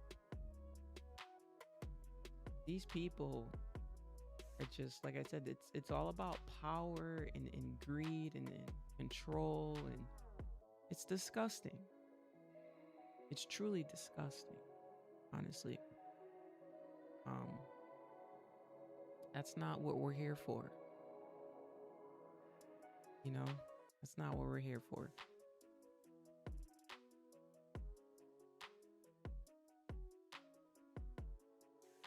All the volcano eruptions, the earthquake this week around the world. There's been a lot of volcano eruptions. Jeez. Talking about Trump in another term that's serious. You gotta really wonder if they pass this. My first thought is, who the hell got paid off, right? Who the hell got paid off to pass this? Because the guy's up almost a billion this year. He's up like 700 and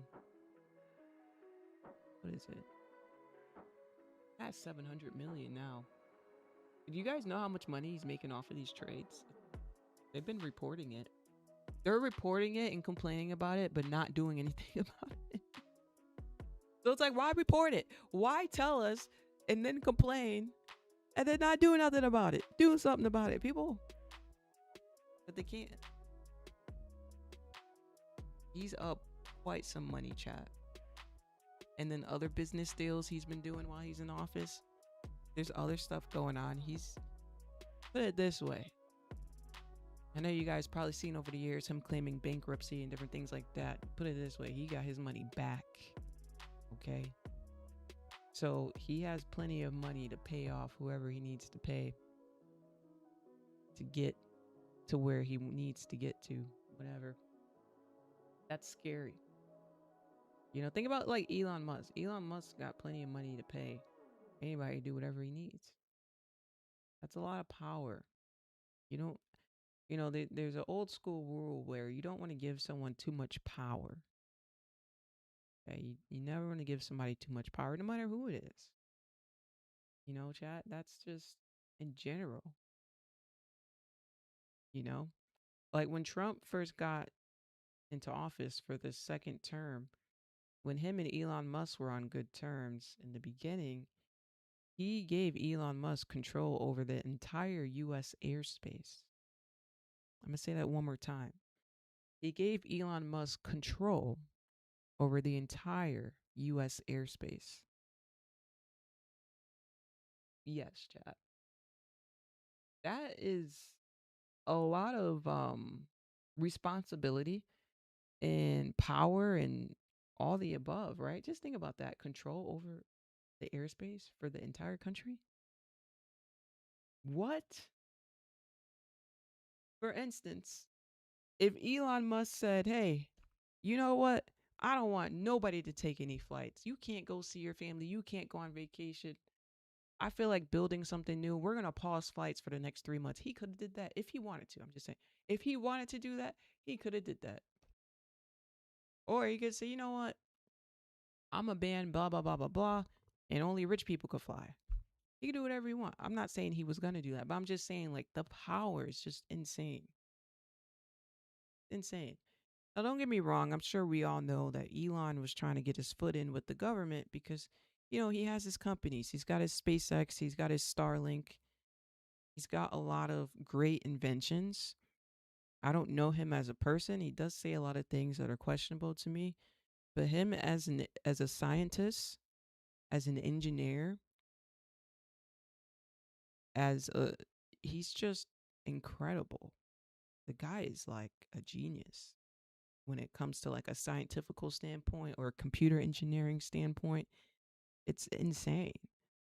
It's insane. He's incredibly smart, right? Book smart, book smart, book smart. Um, I will say he talks a lot about a lot of the things he wants to do is to help change the world for the better, right? He's trying to help, but we can only go off of what people say. We never know people's true intentions. We never know. But anyway, he doesn't have control over the airspace anymore, you know. But I will say I saw this what's that professor's name? Can't think of his name.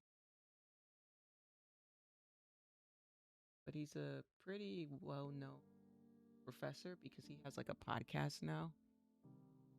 He was talking about how how tough it is for a country to. They asked him how easy would it be for another country to take over America. He said, look, America is protected by both seas on both sides, right? We got the Pacific on one side, we got the Atlantic on the other side. We have one of the best navies. Just for you to come over here, you can't throw us off or decept us. We can see you coming across the sea from both angles, right? So we're massively protected by the sea. But let's say you do somehow get through it and you come over here. Now you got to fight our military. We have one of the best militaries in the world. And then he said, let's say if you do defeat the American military, he said that America is different from other countries because Americans own guns. That now you got to fight Americans. Americans, it's different here than like other countries. Like other countries, they bow down to their leaders. Other countries, it's just different. Over here, you got to deal, it's a 1v1, right? It's a lot different than other countries. And I thought about that and I said, wow, he's right. He's like, let's just say you get across the sea and all your ships make it here. Let's just say you fly over here without getting shot. Let's just say all that happens. Then you defeat the government, you defeat the military. Let's just say you do. Now you got to fight all of the Americans. Like, you can't. He's right. You can't. You literally can't. You can't. It's not like the way it is here. It's not like other countries. You can't. I mean, you start with Texas. Good luck. I mean, Texas alone may just take you out. I ain't gonna lie. Chad, another country try to take over here. If they try to start with the bigger states, thinking, oh, let's start with the big states. Well, I got some news for you. Texas may just take you out by themselves.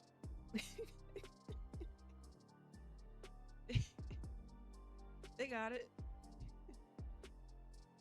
Their kids shoot down there too, by the way. Sharpshooters. Children, 5 years old. See. Play with it. Just saying. They literally have competitions. I don't know if you guys know, but it's a part of some Texan culture, but they literally have competitions for children. I don't know if you guys ever seen the gun competitions with the children, but it is incredible on their accuracy. It's insane. Their speed, their accuracy, it's just insane. I know it's a little sensitive for some people for kids to have guns. I get that. But jeez. I mean, but hey, I mean if you but then there's the aspect of okay, let's say they want to start with the smaller states. Got to go to the Northeast. Well, ladies and gentlemen, as somebody who is born and raised in the Northeast, I no longer live in the Northeast, but I was born and raised in the Northeast. We're just we have a different type of we just have a different type of mindset. Like people think we're mad when we're talking. We're just passionate. We're not mad. You haven't seen a Northeaster mad. If you're from the Northeast, you know. Let's start with New York. Let's start with New York. What are we doing? Or do you want to go to Philly? Or do you want to go to Chicago? You want to start with Baltimore? Like what small state in the Northeast you want to start with? So, like I said, don't think you can go to the small states first either. Go ahead and try Maryland. Go ahead and try Baltimore. Go ahead and try. Let's see if y'all survive Baltimore. Hey, Baltimore just as bad as Chicago. Lived in New York City for 4 years. I did just. I mean, we love New York, right? It's all in where you live. It's all in where you live. You're in Philly. Nice. Nice. But yeah, I just thought it was funny because I never thought about that. Like, if hypothetically, if someone got across the oceans from flight or by ship, which is also almost impossible to do with the way that we're guarded, almost impossible to do. But let's say hypothetically they did, and then fought our military. You ain't beating the Americans. He's right. You're just not. You're not. It's not like other countries. Other countries probably bow down to their knees to you and admit defeat, but yeah, Americans are not gonna let you do that. That'll be the one time all Americans would stand together. I can tell you that. You're not. Nah.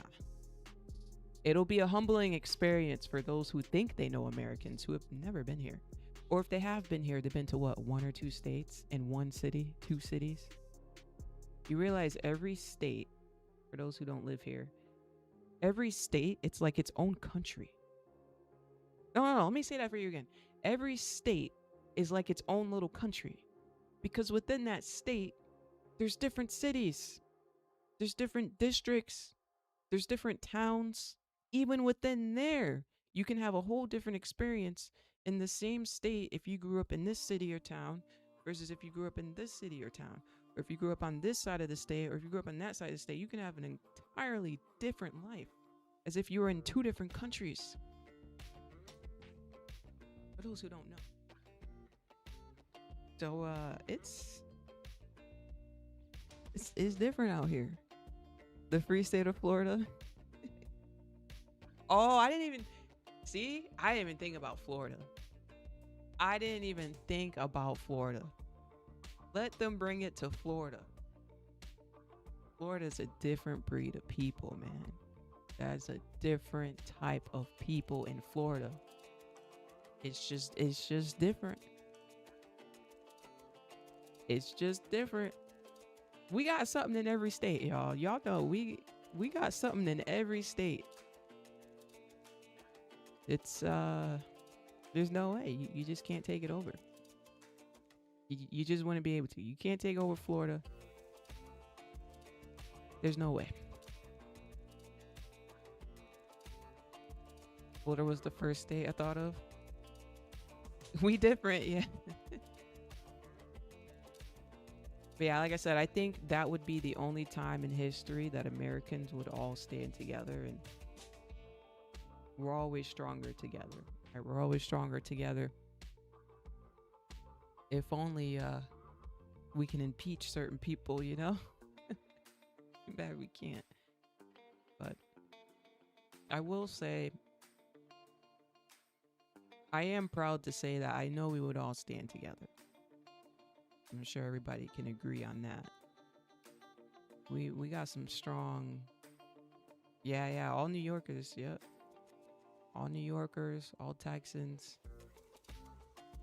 Like when it comes to people's states, stand for their state. Don't play, don't play. Send the crocodiles after you, Florida. The crocodiles. I saw video yesterday, and what was it? It's this lady.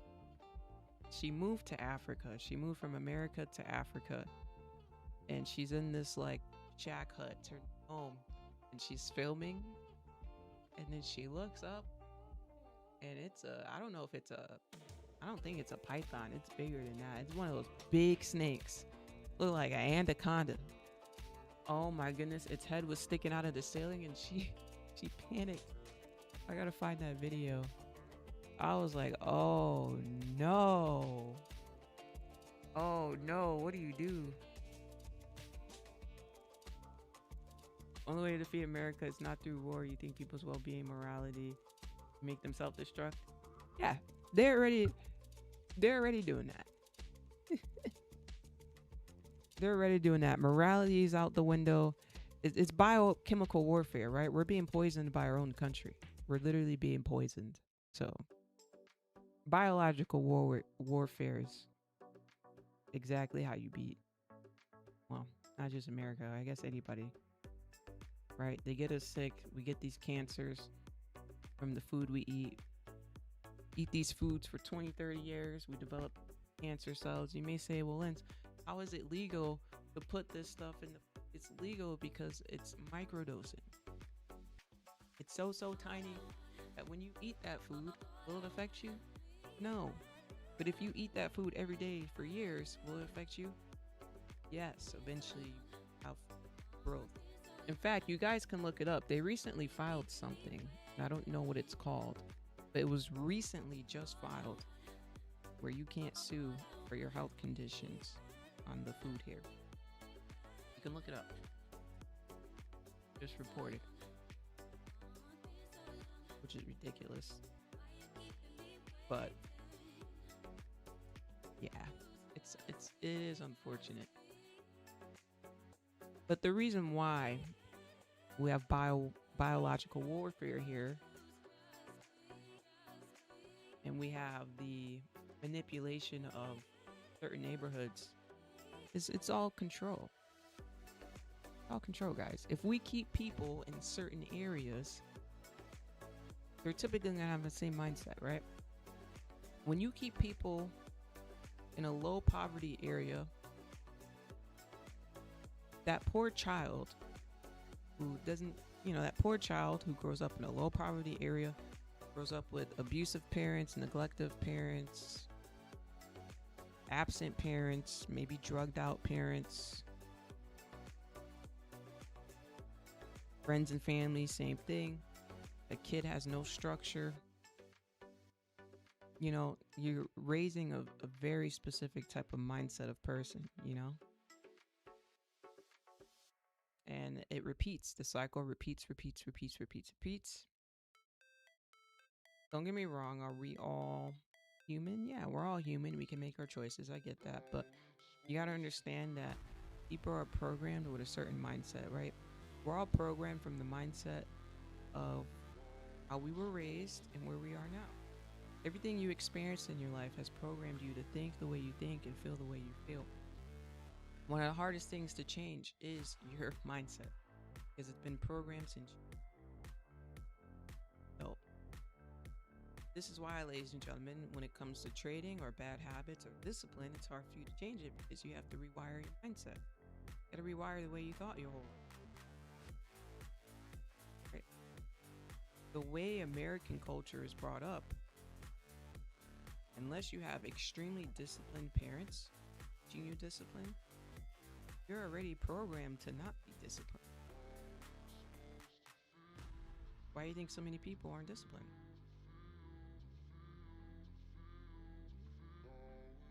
So, yeah, a lot of programming happens when you're young and you're not fortunate enough to have parents who are aware of these things and who want to teach you these things.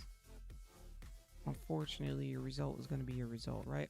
This is why they tell you that you can't change people, because that person has to want to change from within, right? You can't change that person's mindset who's been programmed their whole life. You can only work on yourself. That's why we should always work on ourselves, right? Always work on yourself. I always tell you guys, your mind is like a plant. You got to water it. Every day you don't water that plant is dying. You got to take care of your mental health, take care of your physical health, take care of your well-being. You should have daily hobbies, daily habits that you're doing that takes care of what you're doing, right? Like for instance, oh chat, by the way, over the weekend when I was doing my running, it's been a while. I'm getting back into my running, but ran a whole mile without stopping. A whole mile. No breaks, no slowing down, same pace. Ran the whole mile without stopping. And I got to, when I was like 3/4 there, on my Apple Watch, I'm like tracking my distance. Oh man, child, I wanted to quit. It had been a while, but I kept going. I kept pushing, right? And I got to 0.9. I'm like, oh my God, I'm 90% there. That was a tough push, but you know what, chat? When I was 90% there, I just pushed. I pushed because there's no way I can give up now, right? There's no way I can give up.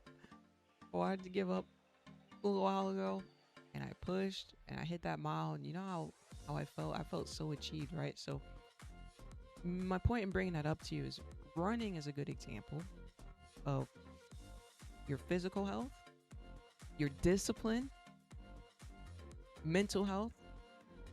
You're getting outside in nature, right? You're hitting all these birds in one stone, right? So you want to find things that you can do where you're watering yourself, right? You're watering your plant. You want to pour into yourself, in other words. That's what they mean when they say pour into yourself, by the way. Anybody ever be told you need to pour into yourself? That's what they're saying. By the way, look at us coming down here. Come on. I take myself too early. So annoying. It is, chat. It is this. How we feeling about this price action? Thank you, Seven. I see you, Seven. Fill the range. Preserves is FDA word for former die. Oh, yeah. I see what you're saying there. Rate this price action 1 through 10, chat. 10 being the best of all time. Go ahead and rate this price action. That's Aggie. We had a 3-bar reversal here too.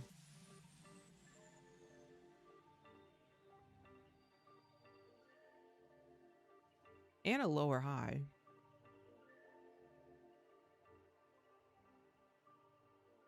But no, we just had to bring it up a little higher. Let me see. Oh, okay. Well, yeah, okay. In the 30-minute, there was a little gap up here. Not gap, but imbalance. There was an imbalance in the 30-minute. It wasn't like it needed to be filled, though. It wasn't like it was a...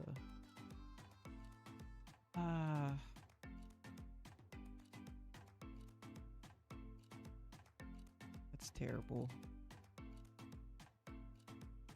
Terrible, chat. Let's see. What are we rating this price action? 5? -0. Wait, is that a number? 3, 6, 5, 4, 1.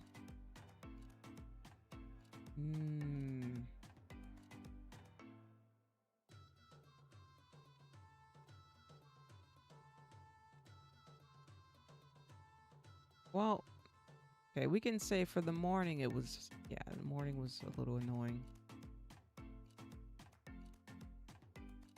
I guess this fall right here wasn't too bad. Like this fall, it wasn't the worst of the worst. But it did only fall 40 points just to come back up 48 points, just to come back down 49 points, mind you.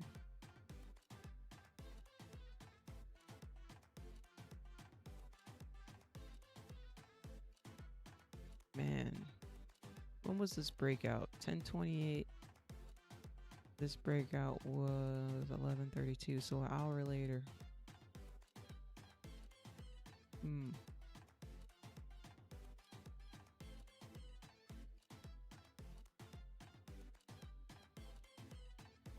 The sales weren't too bad over here. Maybe we could have took that, but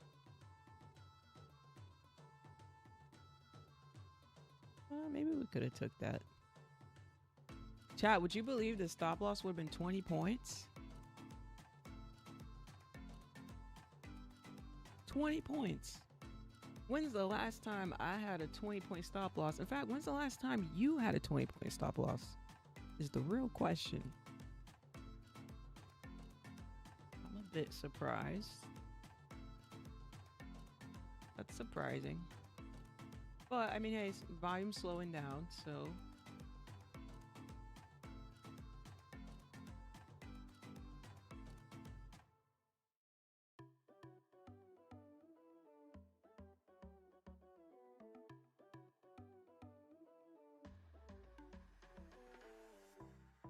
we may check out Top Step.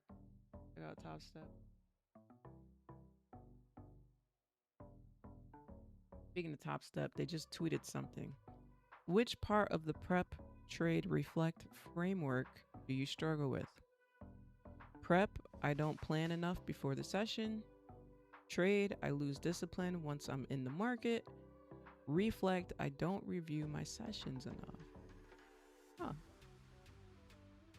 This is a good one, chat. What do y'all think in the chat? Let me know, which one of these do you struggle with the most? Prep, you don't plan enough before the session. Trade, you lose some discipline while you're in the market. Or reflecting, you don't review sessions enough. Let me know in the chat. A good question.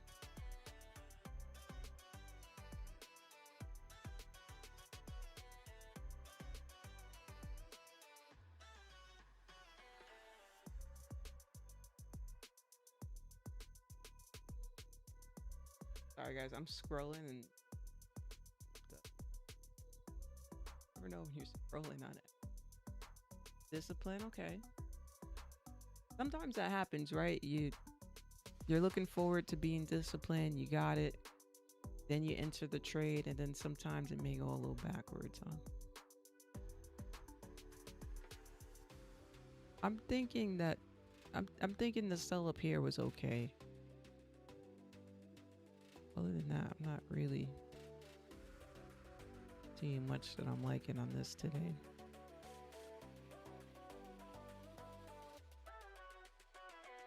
All three? Okay, that's fair. That is lower volatility. Lost discipline in the market, okay. Yeah, I think discipline is the easiest one to lose when you get in the market. It easily kind of goes out the window, right? You can come in here determined to follow it, and sometimes when we're trading, it gets your anxiety going, and then boom. Once that anxiety is triggered, there goes that discipline, right? So that's why when we talk about practicing discipline hobbies outside of trading, you hit that threshold, right? So like when I was running the other day, you hit that threshold where you want to give up. And, you know, you got to fight it, right? You got to fight it. And even if you're in the gym, right? Even if you're not running, if you're in the gym or if you're working out, You hit that threshold sometimes on that last set where you're just like, and it burns. It burns. You push through, and when you push through and you get that rep in, it feels so, you feel so accomplished, like you achieved it, right? You push through that moment where you wanted to give up. Now, when you're on the charts and you get that feeling, you may not get that give up feeling, but you're going to get that tilt feeling, right? It's a very similar feeling towards when you're working out and stuff. So you want to make sure we're practicing those hobbies, y'all. You can work out at home. You don't have to buy a gym membership. These days, you want to save your money anyway. Earlier, you said you go live on Twitch. Going live there today also. Oh, yeah. So I was saying that basically what I was saying was the market's getting boring, and I'm getting bored on stream. So for us to waste some time, I typically would love to play a game, but I don't want to do like the gaming stuff up here on this channel. That's more for like Twitch, That's what I was saying, that the gaming is more for Twitch. I was gonna head off of here, but I forgot to read the news of the day, and we got into the news, and we just went on a whole tangent, right? We had a whole great discussion for a while. We just finished talking about the news. But yeah, we went on a whole tangent. And then I just seen this fall, so I'm just kind of talking about this. So yeah, I guess we pushed through the boredom, chat. We pushed through it because time just flew out of nowhere. We're a whole hour later from time. But as far as do I plan on going live today, I honestly don't go on live today. I got some things I need to get done. I got some things that I gotta get done. And I can't skip my gym set. So, do gym after the stream. % right after the stream.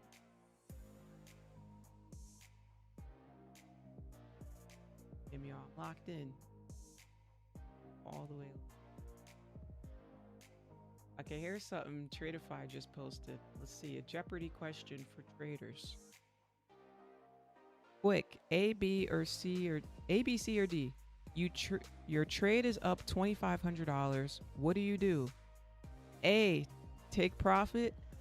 B, take profit. C, take profit. Or D, move it to break even, watch it reverse.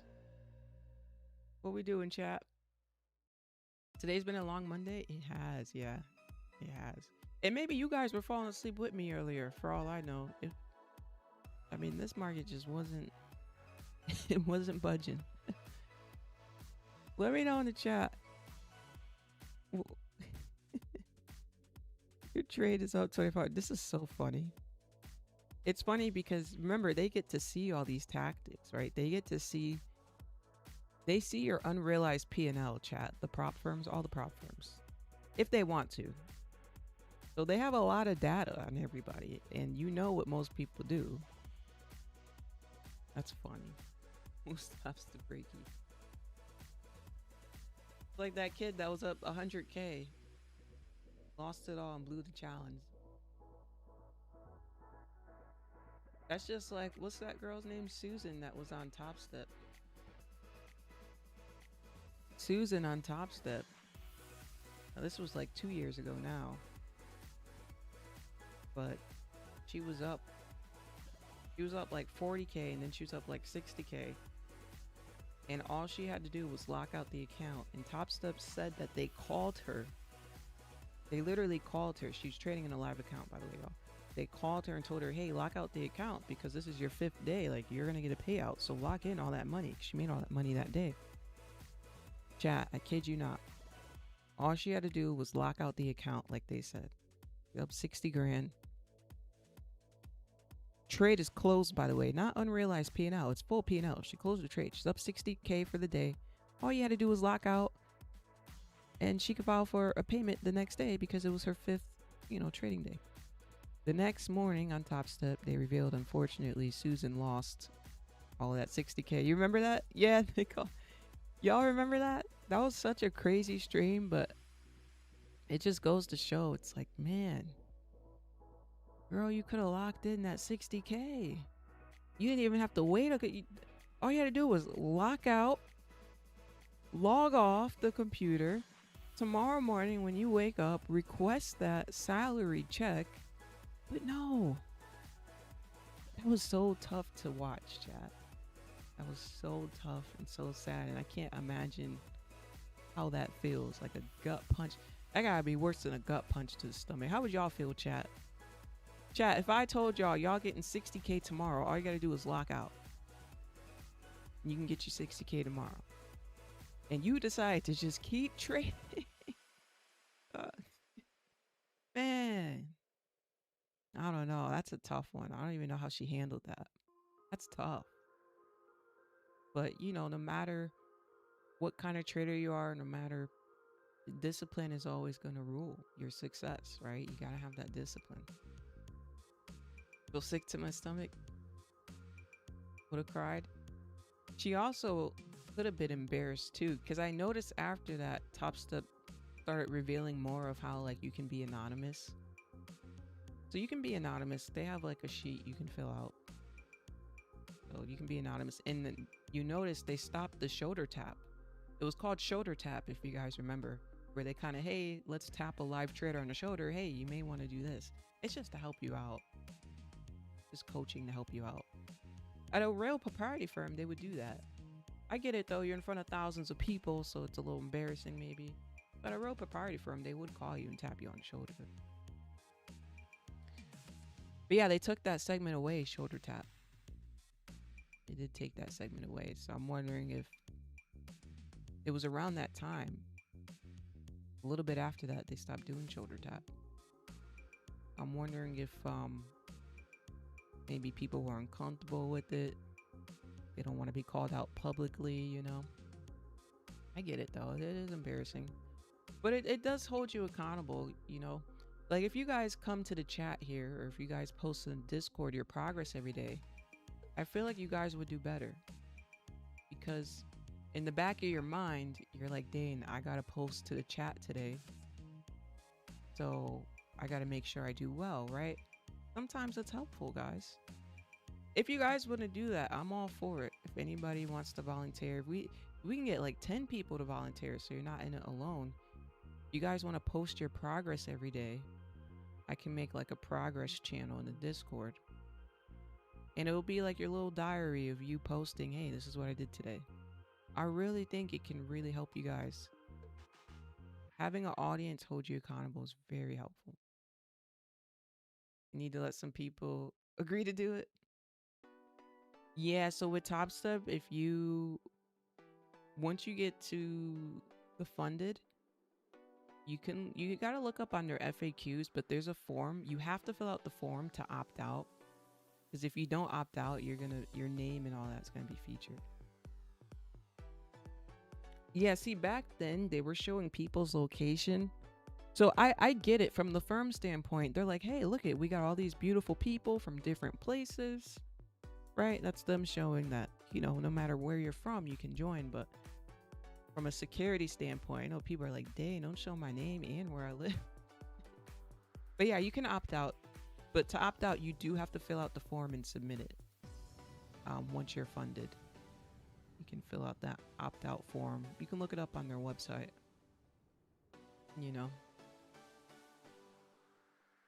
I may tap back in with Top Step.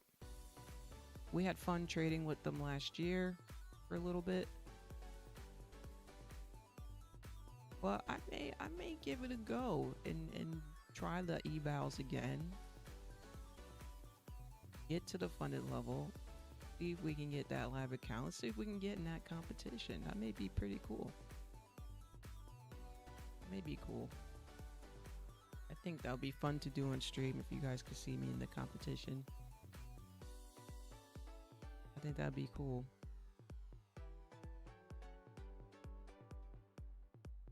I'm kind of like progress reports in school. Yeah, I think it'll be cool if you guys post.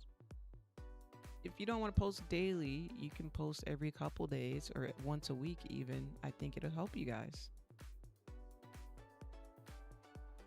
Lindsay, you have the most chill stream ever. Patience is my vibe now. Nice. I love that. Thank you. Appreciate it, Ancient. Can you change your name back to Ancient? That would be well, you don't have to, but I know some days I may not call you Ancient because I'm like talking fast. But as long as you don't mind, if you don't mind me calling you both names, it's fine.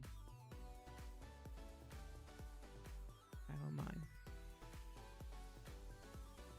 Okay, chat, we're gonna check out Top Step. Market slowed down again, as you guys can see here. We are literally, look at these candles, y'all. What the heck? You can't make this up. I am down 270 on the day.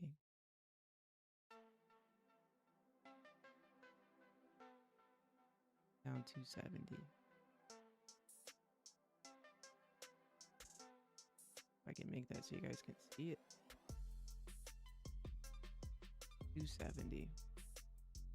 And we were in that trade for 42 minutes. 42 damn minutes. 42 minutes is insane. What the heck? It happens. Oh, you can change your name if you go to your settings. Alright, I'm pulling up Top Step.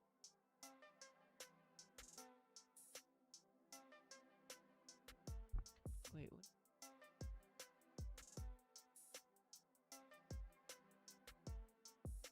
Oh. Comes out of that range is probably going to be a pretty big one, and it's just kind of identifying where you have, and I think there's the balance between being a momentum trader, being a just a trader that is saying, hey, I have the location and I'm comfortable sitting through the trade, right? We look a lot at easiest for me to navigate time, since like I'm really how long home. you're in a trade. Okay. But I think there should be yeah, a these stat markets that been tripping a lot of people how up. long you're out of This the guy's in a markets as well, trade, right? Because I could sit here, for 5 hours, and that's still being a patient trader, right? I could sit here for 5 hours. I'm gonna mute them.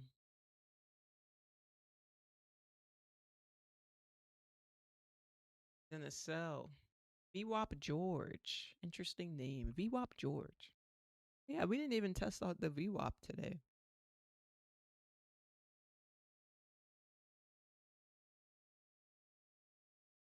This trade looks like it. I like what try to break down. Where's the VWAP what Dan Emmons today? said, and it's something I say frequently, which is we're literally in the middle of it. 90% of the days are just grinding away, chipping That's away. annoying. I phrase it like this: like most of the time, as a trader, it's like you're plus 100, down 100, plus 100, down 100, plus 930. Yep. And then you just kind of repeat the same process, week after week. And obviously, the goal is to not have like a plus 100, minus 100, minus 1,000, plus 300, right? You want to like keep that floor even, but then you're gonna have some variability in your profitable days, and you're kind of just trying to like stay alive in the play, right? Oh yeah. For like the next day. So you can hit that homer, hit the triple. But that's, I think, anytime I was doing trading combines, over here when we like I was doing well, that's kind of how it manifested. It's like you just stay alive all week, and then you get a good market state, and you get to take advantage of it because you were disciplined and traded well. It's that taking the loss, right?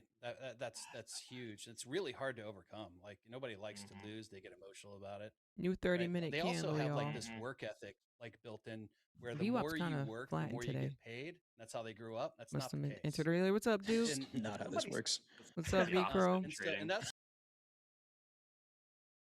hard to get over too. Yeah, y'all gotta not that's click one out thing to so put quickly. your eyes on charts and get screen time and all that, but you don't want to be in the yeah. We Somebody said, I can't remember who it was. We chatted it up on stream, and we got deep into the news.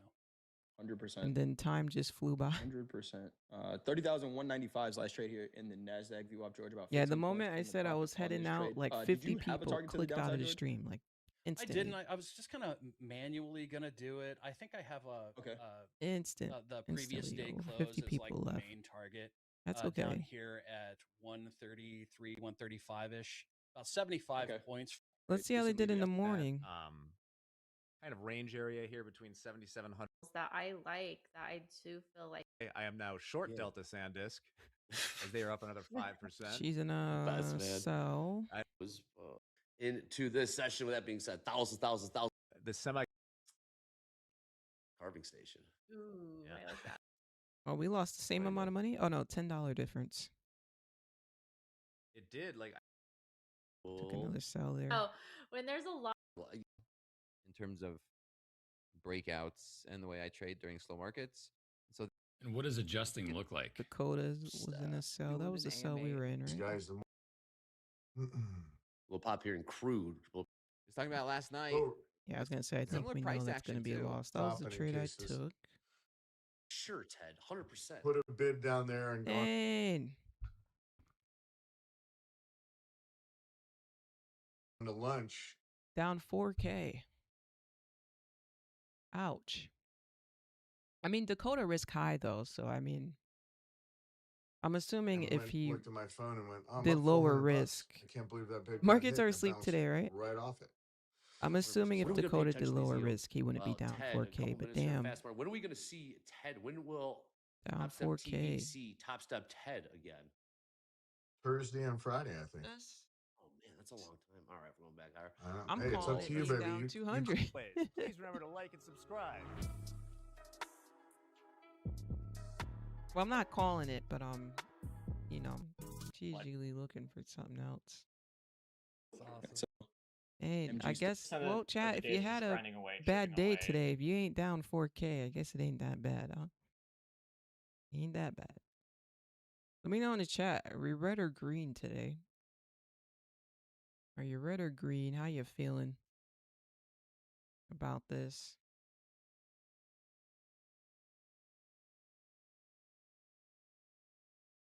I'm thinking we're going to continue down from here, but there hasn't been a point where I wanted to enter again.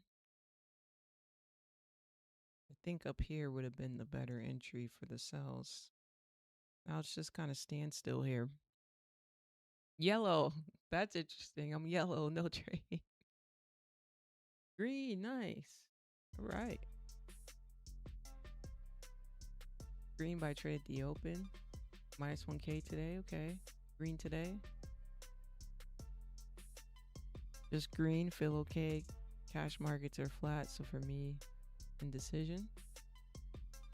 Yeah, anytime the VWAP is flatlining, it's decisive markets, right?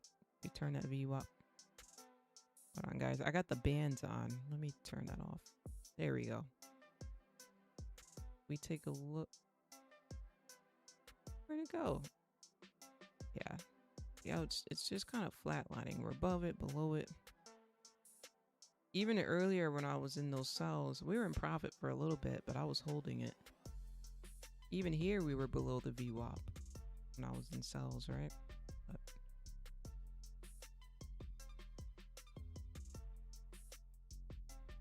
yeah, the retracement ended up being higher than my stop loss.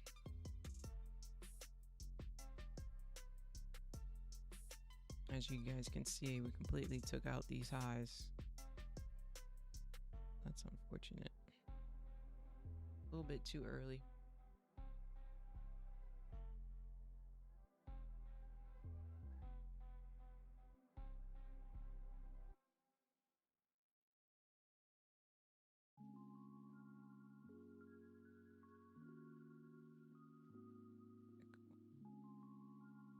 Yeah, I'm wondering why my note at the bottom corner here.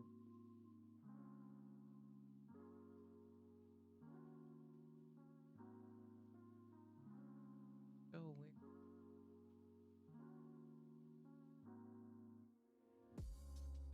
What's wrong with it?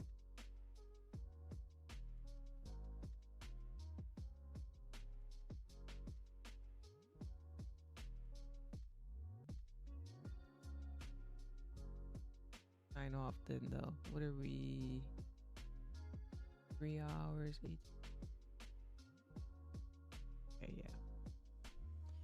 All right, y'all. Looks like it is slowing down once again. And my thought process is if we do continue down, I don't want to enter here. You know, because my stop loss is just going to be so big that I'm going to question what's the point. Right? That high is like way up here. With this testy market, you never know where the next pullback is going to go sometimes. Especially with it ranging. So maybe I will start my workout now. And kind of tap in with it, you know? Volume's just not there, yeah. Yeah. Rough market today, y'all. Very rough. This is what we'll do, though. We'll rain check tomorrow.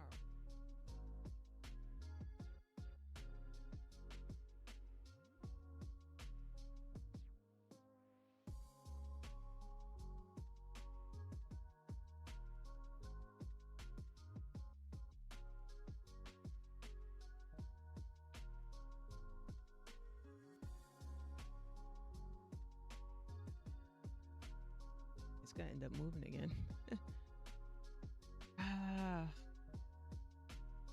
Hi, all traders here. Hi, David. Hope you're having a great day, David. So yeah, chat. Like I said earlier, I don't see anybody else. Not at all. Yeah, I missed it. Especially like traders who have pretty much all the attention. I don't see anybody else doing stream summaries the way that I've been doing the last multi-years, a couple of years here. So I'm thinking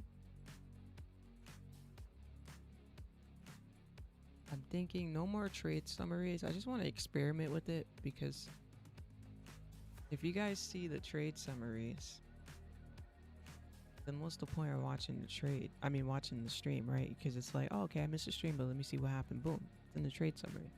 So I'm going to experiment with that. Not doing them. Maybe I'll just do them at the end of the week. All right. That's just for those who missed me saying it earlier. Other than that, new changes on the stream. We got some new camera angles. We got this one. We got that one. We got this one. We got our news.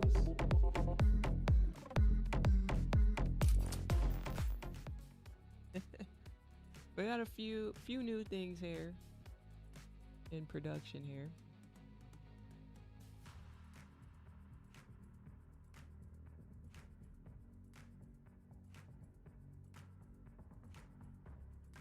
Where's my Nightbot?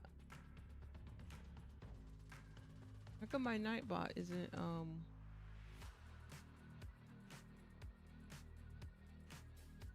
Nightbot is slow.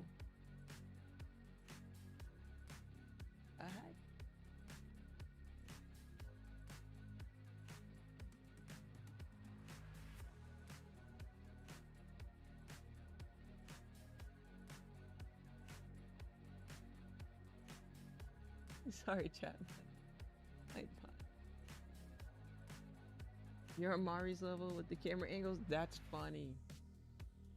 That is funny. I'm gonna change this camera. I actually have a better camera, but I'm missing. Actually, I have two cameras that are better than this one. But for both of them, I'm missing a cord. So I gotta order some new cords to get them connected. One of them I do have a cord, but when you connect it, it changes the output for it. Blurry, but I got like a really nice camera. So I'm either gonna change this one out in a couple weeks for that camera, or I'm gonna give you a whole different camera angle with the other camera. So we'll see. All right, chat. On that note, I will catch y'all later on. Right. Everybody have a beautiful day. Thank you so much for coming to the streams. I appreciate it, y'all. I really do. Have a great day, everybody. Don't forget to smile.